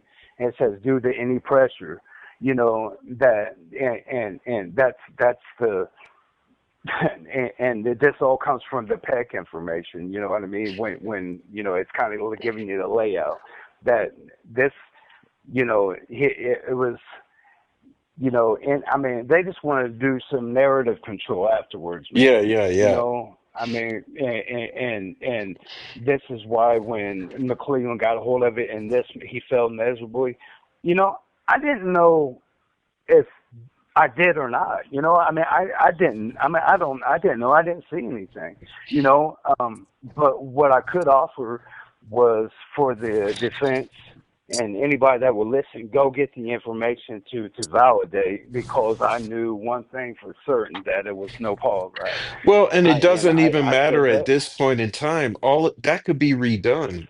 Because I mean, you would expect polygraph, especially if it's videotape, Hmm. they should be able to produce the graph, the Hmm. little graph that Absolutely. was, and they should be able to produce the video recording and to prove what actually happened. Absolutely. So to me, No, they it's a couldn't do dead the issue recording. at this point. It's And it is. And here was yeah. the other thing: they could not produce any questions that were asked. That was requested from them too. But here's the problem: they never asked any questions. Mm-hmm. That's why they could not produce any questions. There was Mm-hmm. never any questions asked to me. Because I mean, for me to fail something, you have to be able to provide what I failed. What did I fail? What was Yeah. asked that I was Where did you defective show on, or deception? Right. yeah, yeah, and they couldn't do that. And come to find out, it was because there was no test given. You know, um, and of course they can't produce anything if they never gave one. That was the reason why they developed this PEC thing. Say, oh well, subjectively, you know, and it also says that there's also a confirmation bias. I mean, with it being subjective and all, you know what I mean? That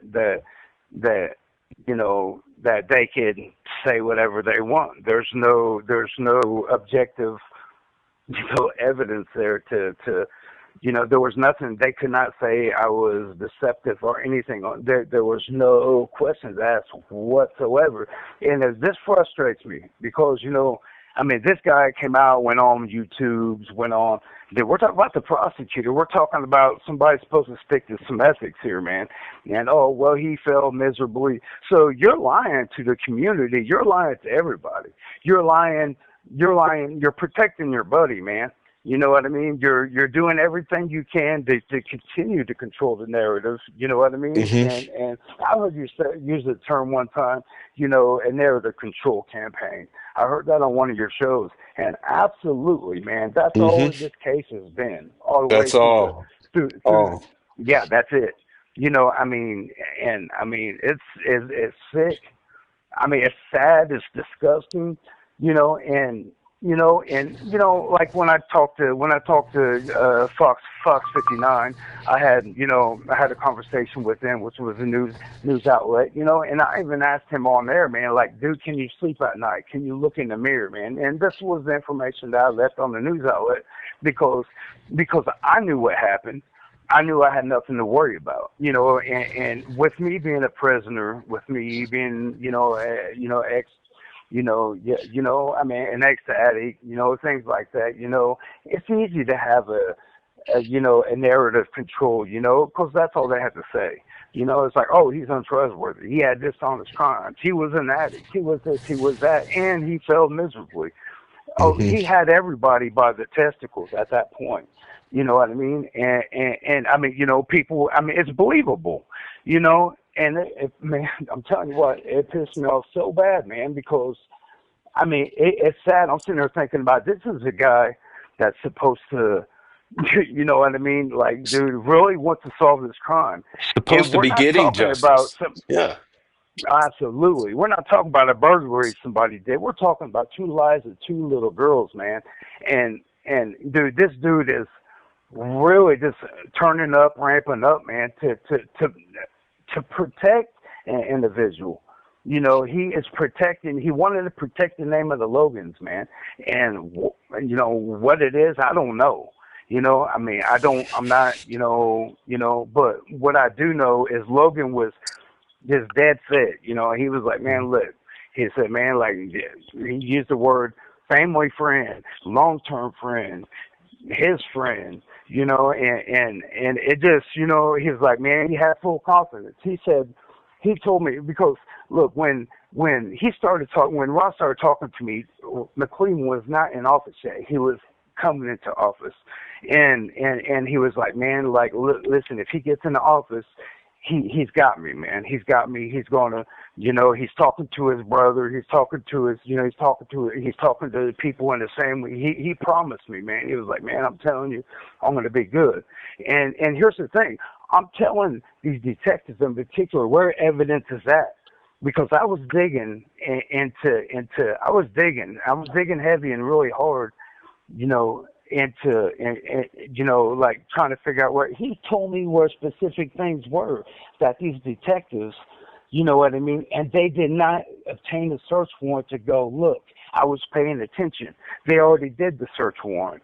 You know what I mean? And I particularly told them where certain things were working. And you know what? Ron's sitting here telling me, like, if I get this modification, man, dude, I think I can go clean shit up. And I told the detectives that they did not obtain a search warrant after that point to go look into this information. And I knew Ron was telling me the truth. There was no disputing that.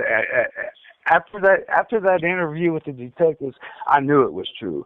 I didn't know if it was true beforehand, but after I talked to the detectives, I knew it was true. I got the confirmation through them just by seeing how they acted and comparing it to the information Ron's giving me.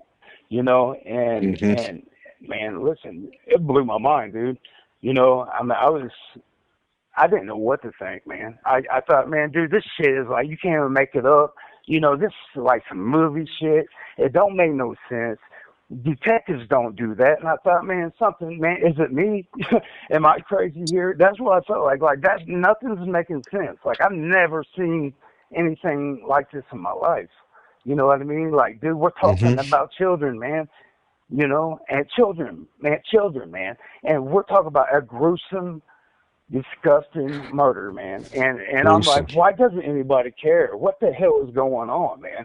And I knew absolutely beyond shadow of doubt, this man was telling me the truth after a certain point, and it was blowing my mind, dude. I went in my cell and cried several times, man, because I thought, oh my God, not only I know this dude did this, but nobody's listening, and like nobody's listening, and it was blowing my mind, and I didn't know what to think. I thought, man, dude, it bothered me, it still bothers me, man, because you know what, you know, I've never had a double back where people that really gave a shit came up here and talked to me again to give me another polygraph. Come in and give me an actual polygraph by people that are impartial, and dude, I will take that. You know what I Mm-hmm. mean? And I wrote the Attorney General's office. Man, listen, I even wrote the head of the state police, the superintendent of the state police, as he's telling me this. No response. Mm-hmm. Talking about man, what's his name? Shoot, Carter. uh, Carter. Carter, Doug Mm-hmm. Carter, man. I wrote him 3 times, man, at his office, explaining to him, like, dude, please come up, please send somebody up here, man. Don't send these idiots who just came up here. I wrote him before they came up, and I wrote him after, and I had nobody come up, and after the conviction, Doug Carter gets on TV with Nick McClellan, and he's asked by the media, well, when they asked, well, why did you say that you believed that there was more than one subject to this?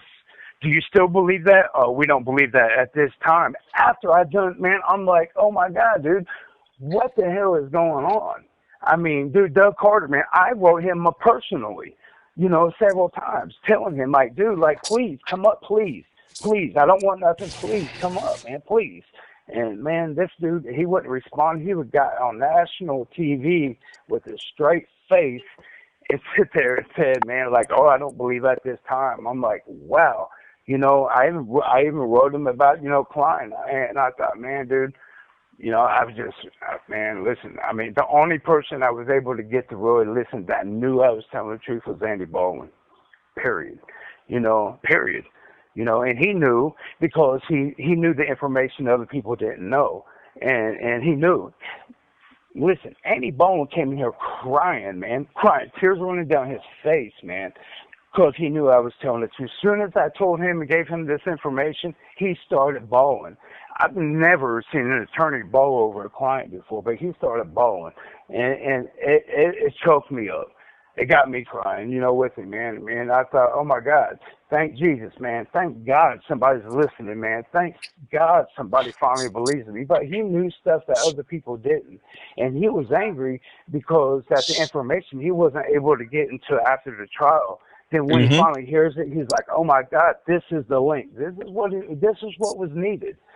This is and dude, I love that man with all my heart, man. I love that man more than anything in this world. I Well, he mean, as was. far as you know, I mean, with somebody with real integrity, man. I love that Mm-hmm. guy, He man. was set on the wrong And path before trial, and not it got him it got him absolutely, handicapped, and now it's too late. Now we're looking at a whole different absolutely, path ahead. absolutely. Yep. Hey, my And the question, only thing, Ron Logan, did yes, he ever tell sir. you how he knew Nick McClellan? Beyond just that they're Man, you know friends, what? did he ever go into detail about Nick McClellan? He would not tell me, man. He did not tell me, and I've tried to hint, and it's like that. Sometimes when I let him talk, he was very loose and was not really tight on information at all. But when I started like digging into specifics, it's like I seen a leeriness, and I learned to let him talk.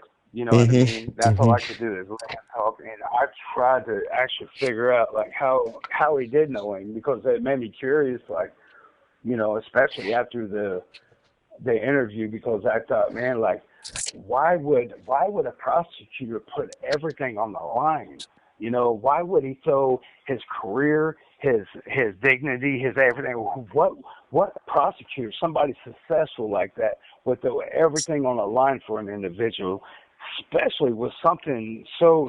I mean, like, I mean, this is serious, man. And I thought, man, dude, I mean, listen, I don't care how close I am to anybody. If they done that, man, I'm sorry, man. We ain't buddies anymore. You know what I mean? Yeah, And I'm yeah. sitting there thinking, Heinous man, this murder dude of is two so, little girls. yes, yes, man. Yes. It don't make sense, man. I couldn't understand it. And I still don't. I still don't. I really don't. I never will. I mean, it's it's serious, man. This is really serious. You know, and God willing, Richard Allen get out, man. But I'll tell you what, man, my heart's been set on them girls and the justice for them. I mean, and I know inherently, I know that Richard Allen is, God willing, you know what I mean, that he's gonna get what he's gonna get. Hopefully, he's gonna get free. I really want that for that man more than anything, because I understand his position, and I know he's innocent. Absolutely know he's innocent. 100%. I know I do. I can't. I mean, there's nothing I could do to, you know what I mean. People believe what they want to believe, but I know, you know what I mean, because I've looked in the eyes of people, man. That I know he's innocent. But then again, I can't sleep until them girls get the justice. I want I wanted Ron to go down, and I mean, even if it meant his death right afterwards, I wanted him to go down, for this shit. And Klein, it's the same thing. I mean, like, dude, I will never stop singing his name until this man gets charged, and if he don't, I still won't stop. You know what I mean? I just won't, man. Because this dude, I mean, and people's like, how do you know he's not lying? Trust me, man. I'm a man of good instincts, and this dude was not lying. There is no way that this dude sit here and told me things that were, bro. I mean, like, you don't understand. Like, just that there's no way, unless he was with Ron Logan, that he would have gave me the information he gave me. He I mean, he took, there was details, there were specific details that it just wasn't known stuff, man. And I knew absolutely when Keegan Klein was telling me that he was there. Now I knew he was not lying, and I knew off the bat. There was no question, and people's always asking, how do you know he wasn't getting attention, man? Listen, I can't. There's nothing I could do to compel anybody to believe what I know. But I can tell you one thing: he would not have knew the things that he knew. And I'm talking about very specifics, man. I'm not talking about just evidence that's out there on paper. I'm talking about there were specifics that signify right off the jump that I absolutely knew this dude wasn't lying. And it didn't take long for me to see, to know that, what I mean. It was, I felt it in my spirit, man, and I knew by looking at him, and I just thought, man, dude, this is the biggest deja vu. This is the weirdest shit, and man, but you gotta, I mean, I'm at a place, I'm under protected custody. This is the highest protected custody in the state of Indiana. This is where they send people with a high profile protection, and I just happen to be in the dorm where they put these people, at the highest Mm-hmm. state, and it just so happened I was in the dorm where both of them were. I mean, that's the only place they could have went, even coming at this facility, was in that specific dorm. And he approached me, about Ron. I mean, he approached me. He came to me asking me, because somebody told him I was friends with Ron when he was here. So his question was, when he comes up to me, he said, "Man, you knew Ron Logan? You were friends with Ron Logan?" And I mean, I'm just kind of like, I really wasn't friends with Ron Logan, but I was like, yeah, I knew him well. He's like, oh, and he told me who he was. Well, the following day, he comes up to me again. He said, "Has Ron Logan ever brought me up to you? I mean, has he ever brought my name up to you at all whatsoever?"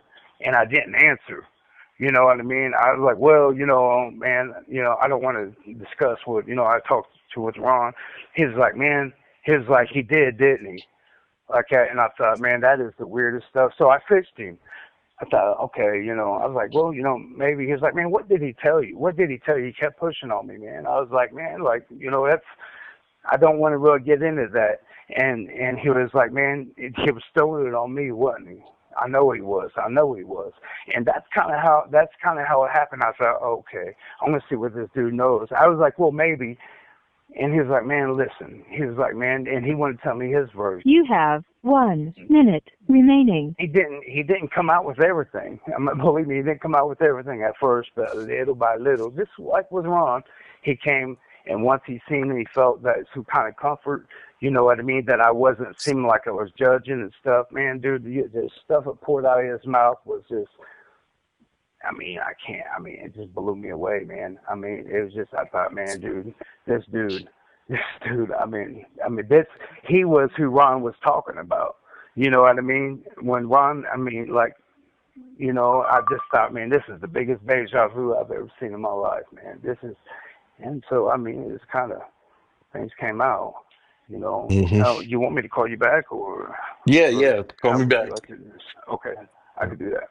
Okay. All right. All right, but there was a prosecutor in his feelings saying, lock him up, he's saying too damn much.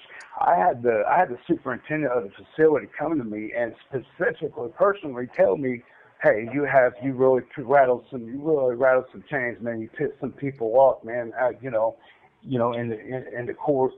He was like, I don't know the details, I don't know the specifics. He said, man, but he was like, man. I said, man, you can't keep me on lockup. He said, man, we kind of have to at this point. He said, I don't know what's going on, but he said things will get figured out. Just chill out. And I was in it for 3 months, under like restricted housing, man. No clothes, nothing, man. It was crazy, man. And it was all because that son of a gun, man, was in his feelings. He did not like the truth getting out in the media. And the sick thing is, dude, he knew everything I was saying was the truth. But that's when he had the opportunity to, which is really unprofessional, getting on people's YouTube and stuff, trying, oh, well, he's not trustworthy, he's this, he's that, Hmm. Hmm. and I thought, man, for a prosecutor to get on YouTube to lie, and convince people, that I was untrustworthy, I failed miserably, I've done this, I've done that, and come to find out none of it was true. Nothing he's ever said was true. From my letters to him, asking him to hold on, please come and talk to me, because in the process of the trial going on, even before the trial, I was like, hold on, you got the wrong man. Just trust me. Please come and talk to me. He would not respond. He hid the letters. He wouldn't tell the defense about the letters. And finally, when the defense asked about the letters, as you probably already know, when the defense asked about the letters, he lied about the letters. The letters were never even written. That I was lying. Then come to find out when he filed a motion and his back was again pushed to the corner. He's like, okay, I got a couple letters. He released 2 out of 3. Well, here's the problem, Prof. I didn't write him even 3. I wrote him 6 letters. Now listen now, okay. Not only I wrote him 6 letters, but here was the thing. He was falsely given a false narrative. In each envelope, okay, there was 4 letters I wrote, okay, or 4 envelopes, okay, altogether. But there were several letters in each envelope, man, because I was saving postage, right? Not only that, but there was letters from Keegan Klein, okay, in the envelopes. He never, to this day, released them letters from Keegan Klein. As a matter of fact, when he released the letters to Andrew Baldwin, he said, I only got 3. I don't know where the 4th one's at. You know what I mean? And it was Hmm. just a bunch of lies and bullshit, man. And not only that, we're talking about the interview, the polygraph. When we're talking about that, we lost it. There's no, first it was like, there was no video, there was no this. Then it was recorded over. Then it was this. Not having anything to do with me. It's not because I'm full of shit. You know what I mean? I wasn't the one full of shit. I was the one telling the truth through the whole thing, because you know what? That's how important this whole case was to me, man. But it was the man losing everything. It was the man putting things in his back pocket, man. Hmm. That's what the problem was this entire time, man. And dude, like this. Dude, I had crucial information for these detectives, man. If they listened to what I said, what this evidence was, you know what? They would have found it. And not only they would have found it, they could have came and prosecuted him. It was something significant enough. And I even told these detectives, if he gets out, he said he's going to go get it, and please go look. And I thought, okay, cool. They might go get a search warrant, or at least try to validate. Maybe, they didn't act like they were concerned. But, I thought maybe they'll always go do their job and at least go get a search warrant and go validate. Man, they did not. I paid so much attention. They would not go get another search warrant. I knew for a fact what something was that would just, it would have been indisputable. There would be Hmm. nothing they could say at that point besides, oh my God, how would he know this, man? And then they could have came back to Ron Logan and said, okay, we'll take you up. Let's go ahead and have you go in and record and hear what he's got to say. Nothing. Silence. Crickets, man. Crickets, dude. I mean, Hmm. it's like crickets, man. They don't want it It was solved. it They was don't want the truth. They don't want it solved. no, they don't want the truth. Uh, these letters Attorney from General, Keegan everybody. that you sent, Yes, what was in those yeah, letters? Those were letters Keegan wrote. So what was in the letters that you man. know, Well, hmm kind of give you the kind of the background. I mean, kind of where you could see what was going on. We was on the facility lockdown. Okay, there was something going on at the facility, so we was on lockdown. Okay, and I was, so he was writing me. This was around trial time.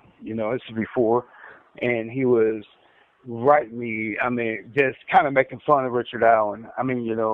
Really just kind of like making statements like, "Oh, better him than me," things in that nature. He was doing some drawings, some sick, weird drawings, man. I can't really say. There's certain things there's certain things that there's certain things that they got a hold of that I can't talk about yet for a certain reason. I was kind of asked to be quiet on, but there's certain things that now, or because we're here, this was the thing when I went to that lockup, when they put me in the restricted housing unit here at the facility. There were still letters from Keegan Klein, and I told the defense, I explained, hey man, there's letters I can still access. I can't. There's a reason why I couldn't get a hold of them when the facility released my stuff back to me, and because in my drawings and stuff, I do art and stuff. I had letters hidden. Luckily, they were still in there. Okay, I released them. Okay, and I just released them here in December. There was the other ones, the ones that were not given to Nick McClellan. Okay, now there's specific things. I mean, there's things when Andy Baldwin was talking about the bombshell, that's kind of what he's referring to. There's just things that they're going to come out. Maybe I talk in person. You know what I mean? I don't know how to, but there's things. There's things that are going to come out. You know what I mean? Still, and let's just cross your fingers here, man. There's just things that but yeah, but it was just more of making fun of Richard Allen. Uh, there was things that he said in there that were. we'd have to speak on the side, bro. You know what I mean? hmm I don't want to, not like this, right? But I'll talk to you, right? You know, but I can't at this point. You'll understand, you know. But and I'd rather you delete this part if you can. Yeah, well, I know it's going to And cut I will off in a talk to you. minute. I want you to tell me, Mm-hmm. we'll start a new one when you call back. But Sure. However you I want to like you do to it. like run down you know how you ran down um Ron's story for me? Sure. Maybe Yeah. run down Keegan's and then, Okay. Yeah. I got you. and then I got you. Yeah. Yeah. I got you, bro. could also kind of touch on the parts that line up a little bit, between him and Ron, but I Right. guess, yeah, let me see. You probably got 1 minute left, I'm guessing. Mhm. Yeah. Well, I mean, yeah, yeah. But I can call you. You want me to go ahead and call you right back now to just kind of keep that from? Sure, yeah, I'll turn this off too, and I'll Yeah. let you call back. All right. Yeah, it would make more sense. Yeah, sure. Okay, buddy. All right. Your story you got from Keegan that you believe, Sure. the parts Mm, that you believe to be yeah. true, or the way he Sure. told it. I mean, and I don't know really what's true or what's not, but I could tell you what's lined up with Ron that makes sense. That uh, he was kind of back and forth on a few things. I mean, at first, a lot of it was a blind game, putting it on Ron, seeing how, you know, uh, worried about what Ron told me, um, worried about, pretty much where my head was with it, when he kind of got the idea that I appeared, I ain't gonna say comfortable, but, receiving whatever on the information, in time he kind of came more, comfortable, I guess you could say, and uh, what he was explaining to me is he had his dad and him, okay, had a little service. I don't know how to explain it, okay, and they were, working, selling, getting child pornography kind of pictures, videos, things in that nature, selling them off. Um, he was explaining how there was this thing he explained as kick or whatever. And you gotta remember, I've been down for, in prison for a long time. So I mean, it's kind of, I'm kind of new to the whole thing, right? But he was telling me, because I wrote down the words that he was using. He said there's a thing called kick where he would meet different customers and at the time get on like a back page, and then from there they would get on other programs or whatever he was referring to, with these things. He said that Ron was one of his customers. He said that he met with Ron. He met with him. He said from every 3 months. He said sometimes every 6 months. He would go meet, and he said that Ron wasn't savvy on his, on programming stuff, so he would take these type of phones and take it to him, help him program it. They would had some kind of system going. I can't really explain exactly how it was or what it was, but they had some kind of system going where he would help Ron, and Ron was really into this pornography too, and was one of his customers, and so that's how it started. They were friends. I kind of in the neighborhood of that, right? So he admitted that he was in contact, quite a bit with the oldest girl, Libby, that he was in contact with her pretty often, that he was fishing her, and he admitted that that she wasn't, that there were several girls that he fished in, that he talked about. He was the one to lure that day uh, to the trails. He admitted that. Now let me kind of help you understand. He explained to me that Ron wasn't exactly originally a willing participant in this, right? That he explained that he blackmailed Ron with the fact that of the child pornography ordeal, that Ron really wasn't, willing to be part of this thing that they had going, right? And him and whoever the other individual was, individuals, whatever, blackmailed him, and that's when he said that they were all drinking. He said that they showed up. There was another individual that followed him from wherever he came from. He said he left his phone at home.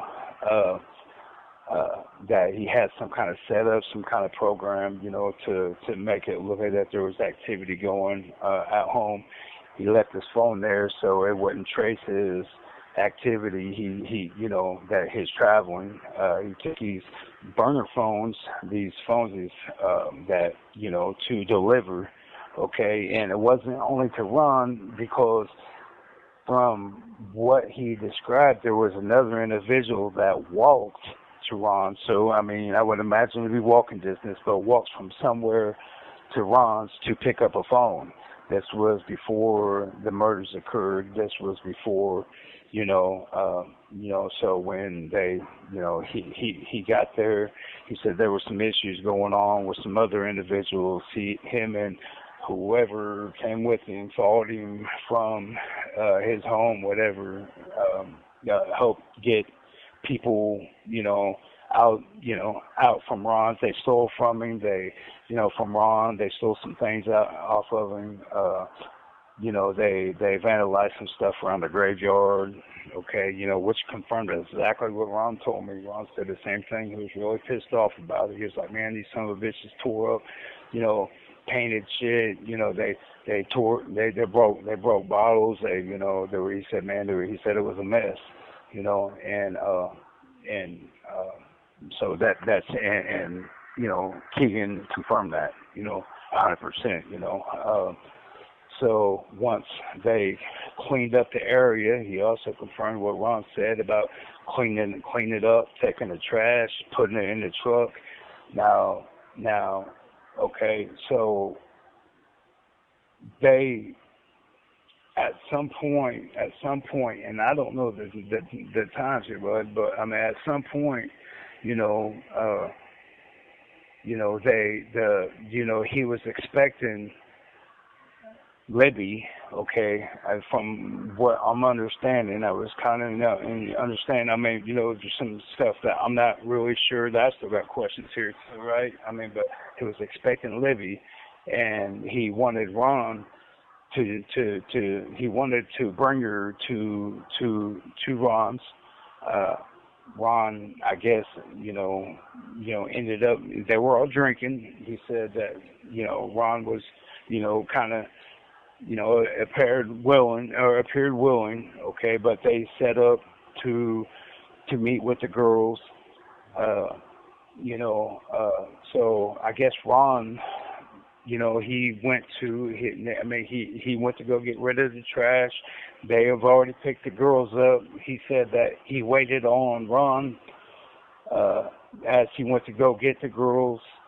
He explained to me a lady, they drove all together. Here, let me kind of back up. Okay, there was three of them. Ron, another individual, the person that followed him out there, and himself drove around.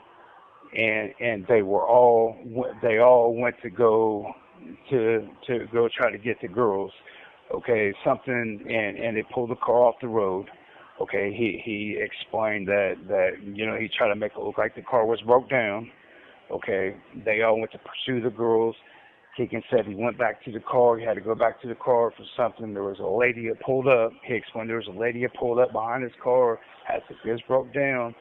He informed the lady, hey, my dad's on the way to help me, everything's okay, whatever. And the lady pulled off. He said that once he got thinking about it, he got nervous. He said he got back in the car, drove all the way back to Ron's, contacted him, said, hey, I'm walking through the back of the property. I want to meet you guys. Go ahead and get the girls.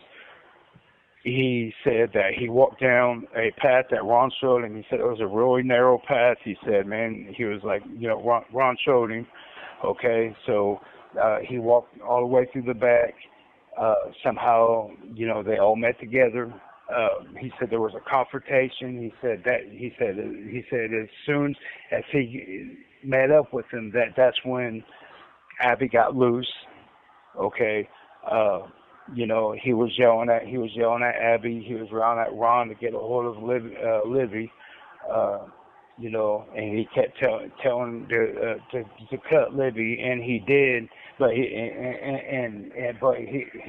said it was real superficial, and it pissed him off because they were trying to get the youngest girl back because Libby was yelling for to call the police, call the police, and wanted her to run, and pretty much they threatened her and said, man, if you don't come back here, we're killing her. They got her back. They coerced her back. She came back to them. They cuffed them back up. They both got cuffed up. They said something in between time about getting undressed. They were getting them undressed. That's how Abby got loose, because they were cuffed up from the beginning. At the very beginning, once they got down the hill, they were cuffed up. Said that when they got uncuffed to get undressed, that's when she slipped the cuff and she took off. And it's just real sad, but she was, Libby was like, run, and they were yelling at her, if you run, we're gonna hurt her. They got her back. I don't know what happened in between that time, but Ron got hit in his nose by, he said, Libby's head, and he said that he started bleeding when a little bit, and that he was afraid that he got blood on the youngest girl's panties, and they went to go get rid of her panties. You know what I mean? He threw it in the water, threw a couple items in the water, and I don't know what. He said it got caught on a limb. Something got caught on a limb, and whoever this third person was, they asked him to go out and get this item off of a limb, out in the water. So he started walking to go get this item, and I don't know if he ever got it or not. But he as he said, that dude, he said that he was like, almost waist deep in water, and he twisted his ankle. And so, dude was talking about wanting to leave, and they all got in an argument because, they didn't want him to leave. They was afraid that, he was going to get scared. They didn't want the police showing up. But in a way, they talked, dude talked him into just letting him leave. He wanted to get out of there. So he got out of there. And it was only Ron and Keegan at that time. And, if there was, and there's somebody ended up showing up to the house. I don't know who. I don't really know any names, man. I was fishing real hard.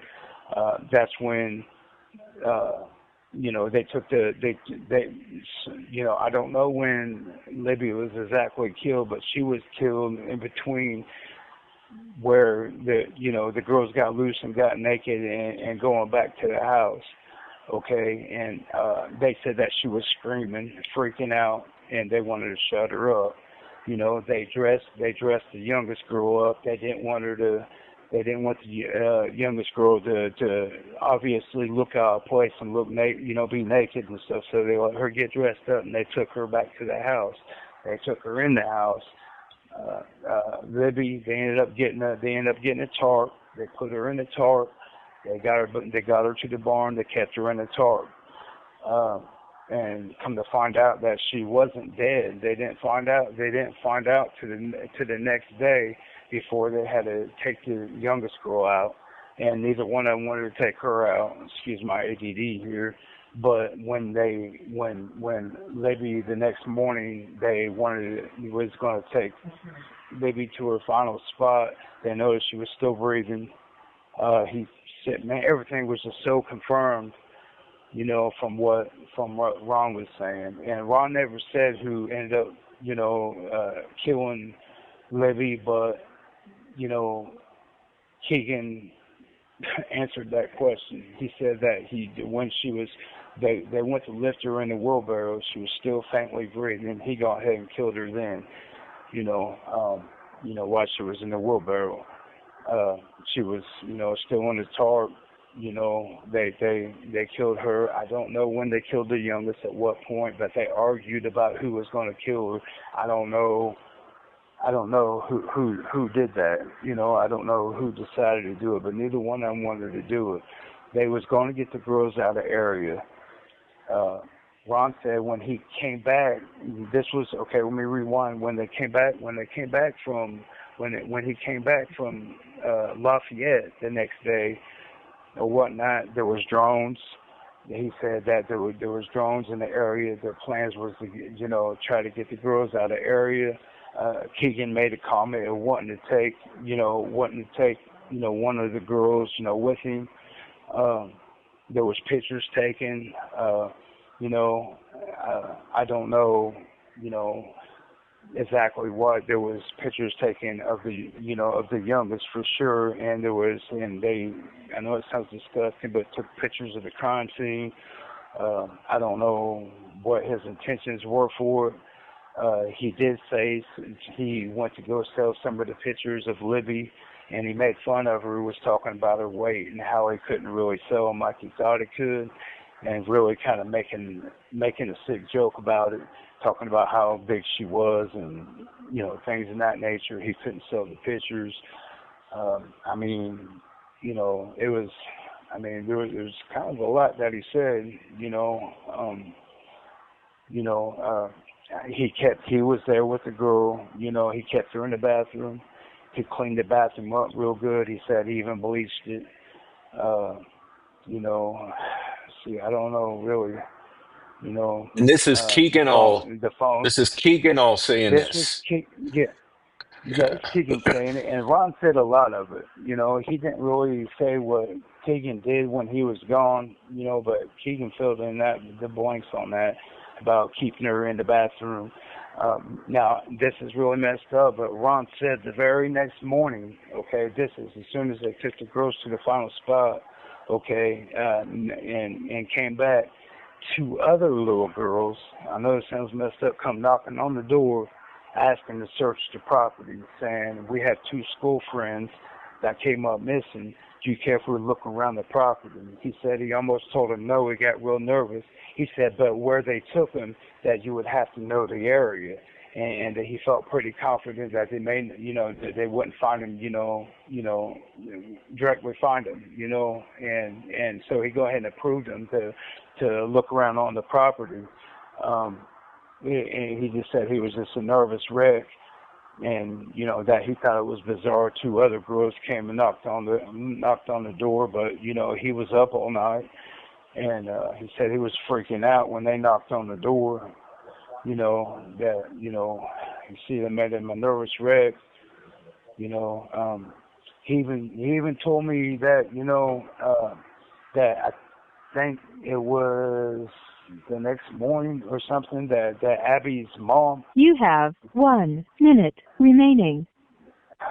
Abby's mom came to him and made a comment as like, I know you had nothing to do with this and stuff like that. He said it made him really nervous that she did that, that she came and talked to him.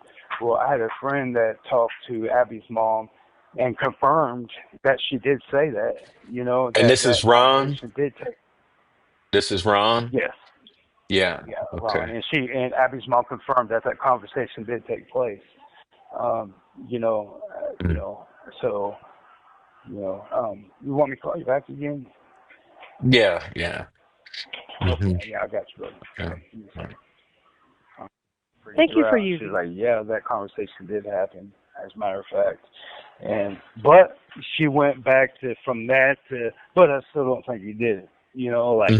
Like weird, very weird. The reactions from the family are so bizarre, dude. Like really bizarre, man. And I'm saying it because she wanted confirmation that I even met him, talked to him, and so she said, well, ask him to give you something to know that he even talked to him. So I said, okay, and I told Crystal, I said, well, he said that they was, she come to him and, he was just a nervous wreck, and she told him, that, hey, man, I don't think you had anything to do with this, don't worry about it. We're going to, it's going to get figured out, this and that. He said that it freaked him out so bad. He said that, he said it just freaked him out, man, that she came to him that he, And but anyway, when she was confronted with that, she was like, "Yeah, man, that just is totally that was definitely a thing. That definitely happened. But you know, so I don't know, man. Uh, but anyway, but you know, Keegan, he was. They was talking about these phones too. I'm sorry, man. I'm sorry to jump all over the place, man. I'm just trying to recall things, right? But these phones, these burner phones and stuff they got smashed up. Some of them were taken to our town to another dump site that they had a friend at another dump site. Uh, that worked at another dump site or something, and took them there, and the other ones were taken to Battlefield, Indiana, smashed up over in I don't know what's that some white water. I don't know what little The river that Wabash come out River. through there. Is that what it is? Wabash.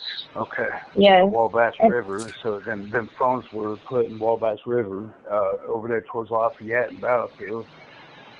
Um, say that again that's about the where dump site, about their friend and the dump site. Say that again. what? Um, Oh, no, what that about the he dump had a site? friend. You said he had a friend. Yeah. Yeah. Yeah, worked Yeah, at a say dump that site. again. I mean, what do you mean? Say it again. He had a friend that worked at a dump site out of town that went and got rid of some evidence out through there too. That wasn't Liberty Uh-huh. Landfill, was it? Uh-huh. Yeah, That's what that's I'm what I was thinking. told.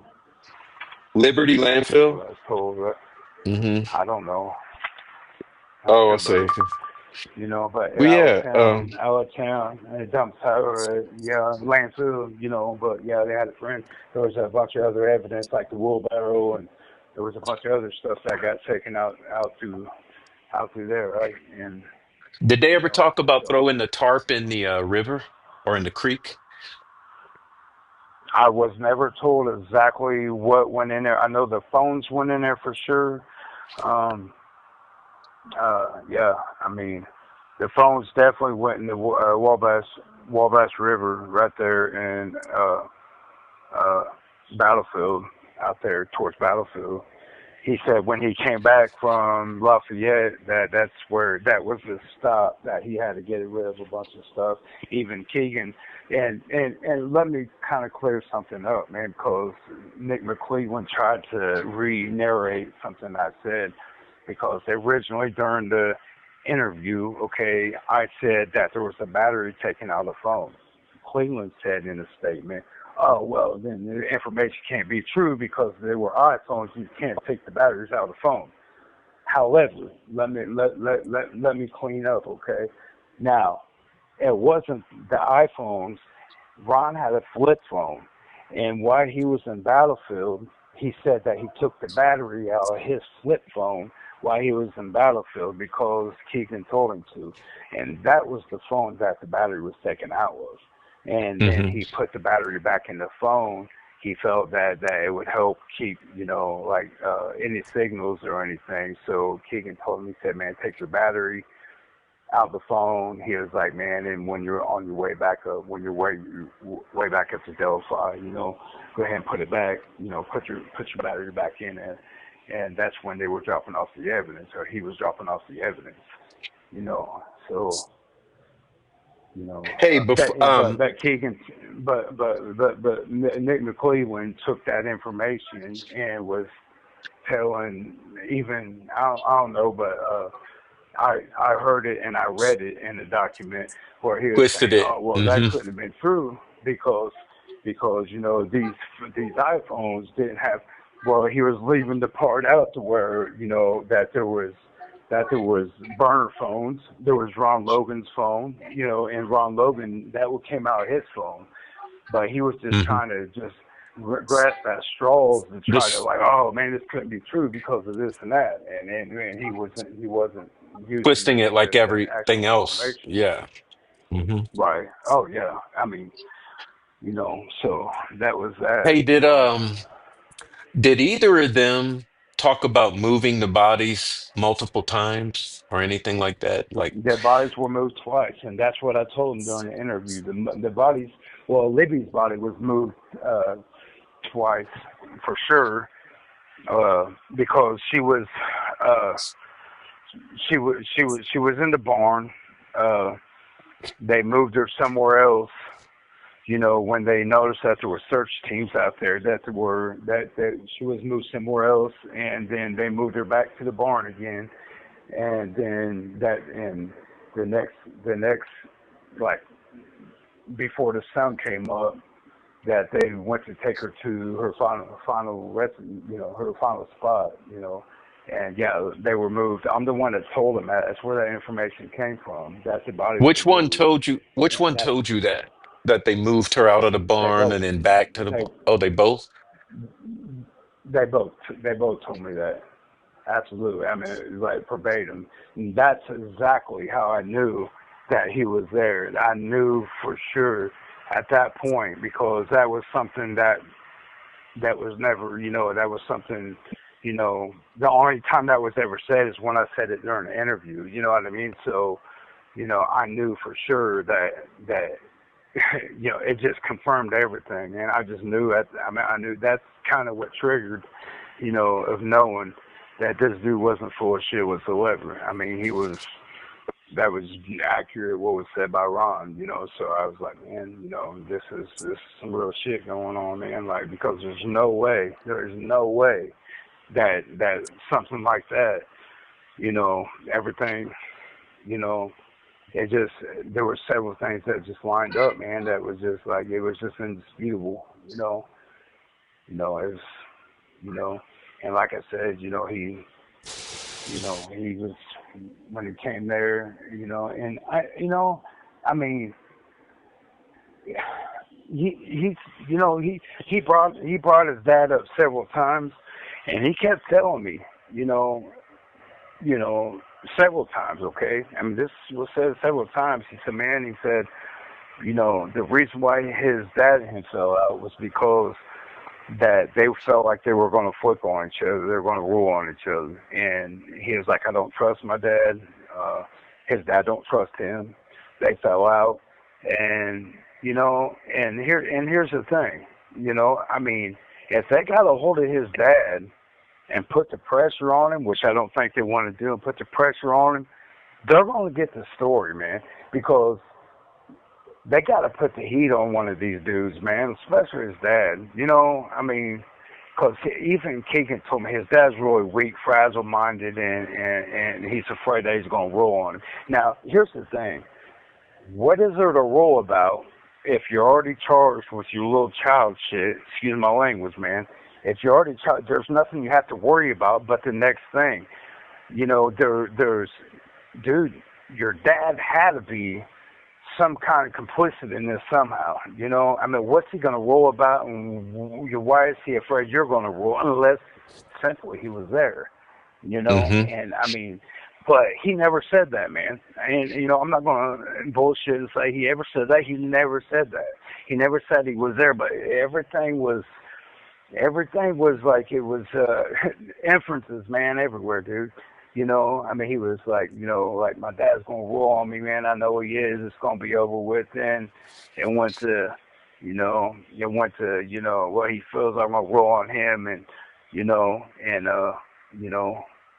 so it's, I mean, but they was planning, they even said that they was planning to take even one of the girls with them, out of state. I mean, they were going to, that was a plan, It was a Mm-hmm. plan Mm-hmm. that obviously didn't happen, but that was, it scared him. Man, he said it scared him, man, that Libby just freaked all the way out screaming. He said that she started screaming so bad and that's when they decided to end it. And this was after the first time, after Ron gave it, cut her, and it was superficial, you know what I mean? He said that it was just enough to let Abby know, He said, but when she started screaming and freaking out, that there was only one way to shut her up. And I don't know where they were at what point, but she just freaked all the way out, and there was, she just wouldn't stop. and that's when they done that to her, man. And it said Abby was quiet and did exactly what they said, but just was terrified. You know what I mean? And then they took her. They took her. They took her overnight. She was alive. She was at Ron's house the whole time. Hmm. Ron even said that he even went on a search party to go pretend he's looking.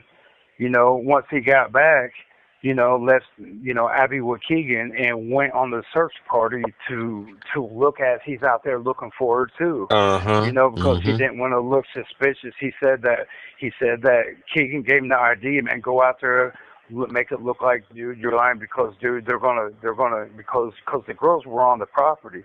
That wasn't ever the plan.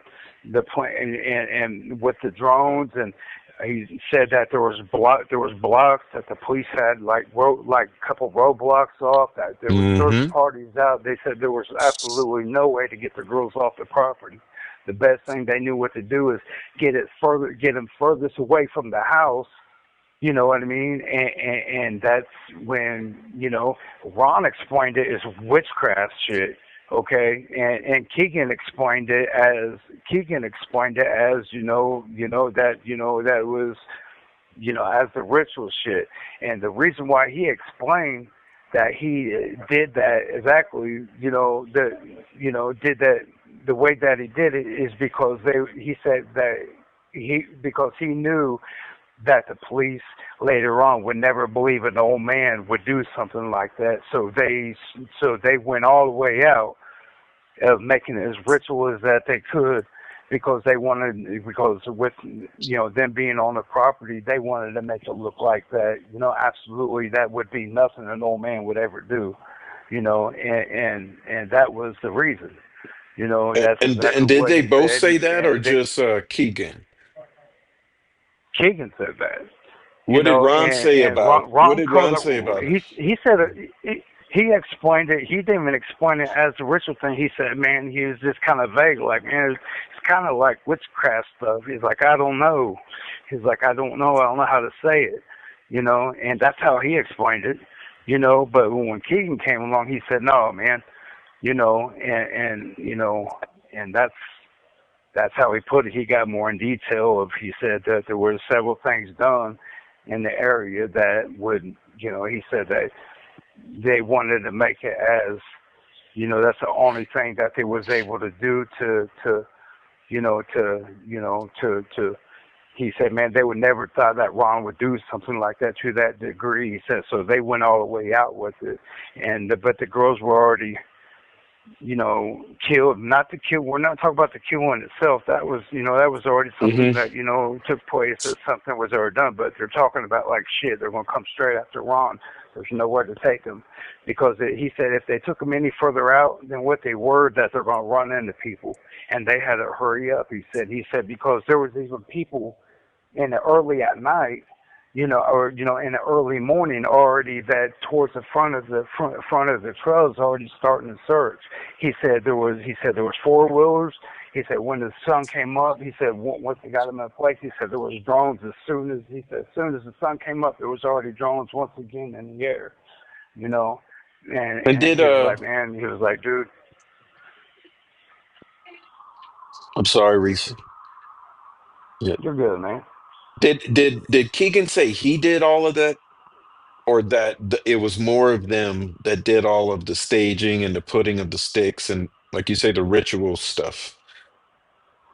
You Did either know, of them say who did it? there was a couple people that showed up, but I mean, I mean, listen, but I mean, he never would mention what anybody else did. He mentioned somebody showed up to get a phone, and why I don't know. And they were walking distance. That's for sure, because he said that they walked. And then whoever showed up that worked, at this dump site, or whatever, somebody else showed up.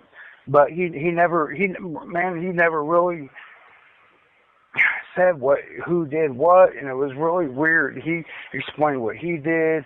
He explained some of what Ron did, and it was kind of the same way with Ron. When I talked to him, Ron was really careful with names. You know, he was really careful. You know, it was really strange, man. You know, I mean, both of them, man, really, both of them were really like creepers, man.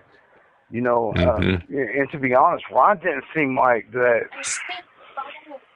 Even though that even though that he seemed really odd when he told the story, he didn't exactly seem like he wanted to do it in the first place. He kept saying, "Man, I was drunk, I was drinking, I was on probation, man." He said I was freaking out once shit got too far, man. He said, man, he lost his mind. He felt the pressure. He was like, man, that's where people, he didn't say extorted or blackmailed, but I mean, later on, that part got filled in by Keegan. He said, "Yeah, man, we told him that we was going to turn him in over these child things if he didn't follow along, because I mean they were needing his property to take the girls that they were needing the property. There was plenty to take both girls. I mean, I don't know if they, I don't know if they really tried to plan to even really kill him, dude." That was really never said, but I do know that they were. He said something wanting to take one of them out of state for sure. Did he ever That's say for sure, where, right? which state, or did he ever No, kind of say, or if they were going no, to he didn't, sell him? buddy. All right. No, I mean he didn't, buddy. Mm. He didn't. He said it's just take out of state. He said just shit just. He said shit just got impossible. He said once everything got to a certain point, they felt stuck at the house. He said there were so many cops, so many. Even when Ron even said the same thing. You have 1 minute remaining. He said when he came from Lafayette, he said, dude, he said he realized right then and there, man, that there was nowhere to go. And then they both kind of freaked. He said they even got into it. They got in a fight over it because really they had different ideas of what to do, right? Hmm. So, yeah, Well, let's yeah, end it here, but call me back and we'll sure. talk private. You know what I mean? I won't record the next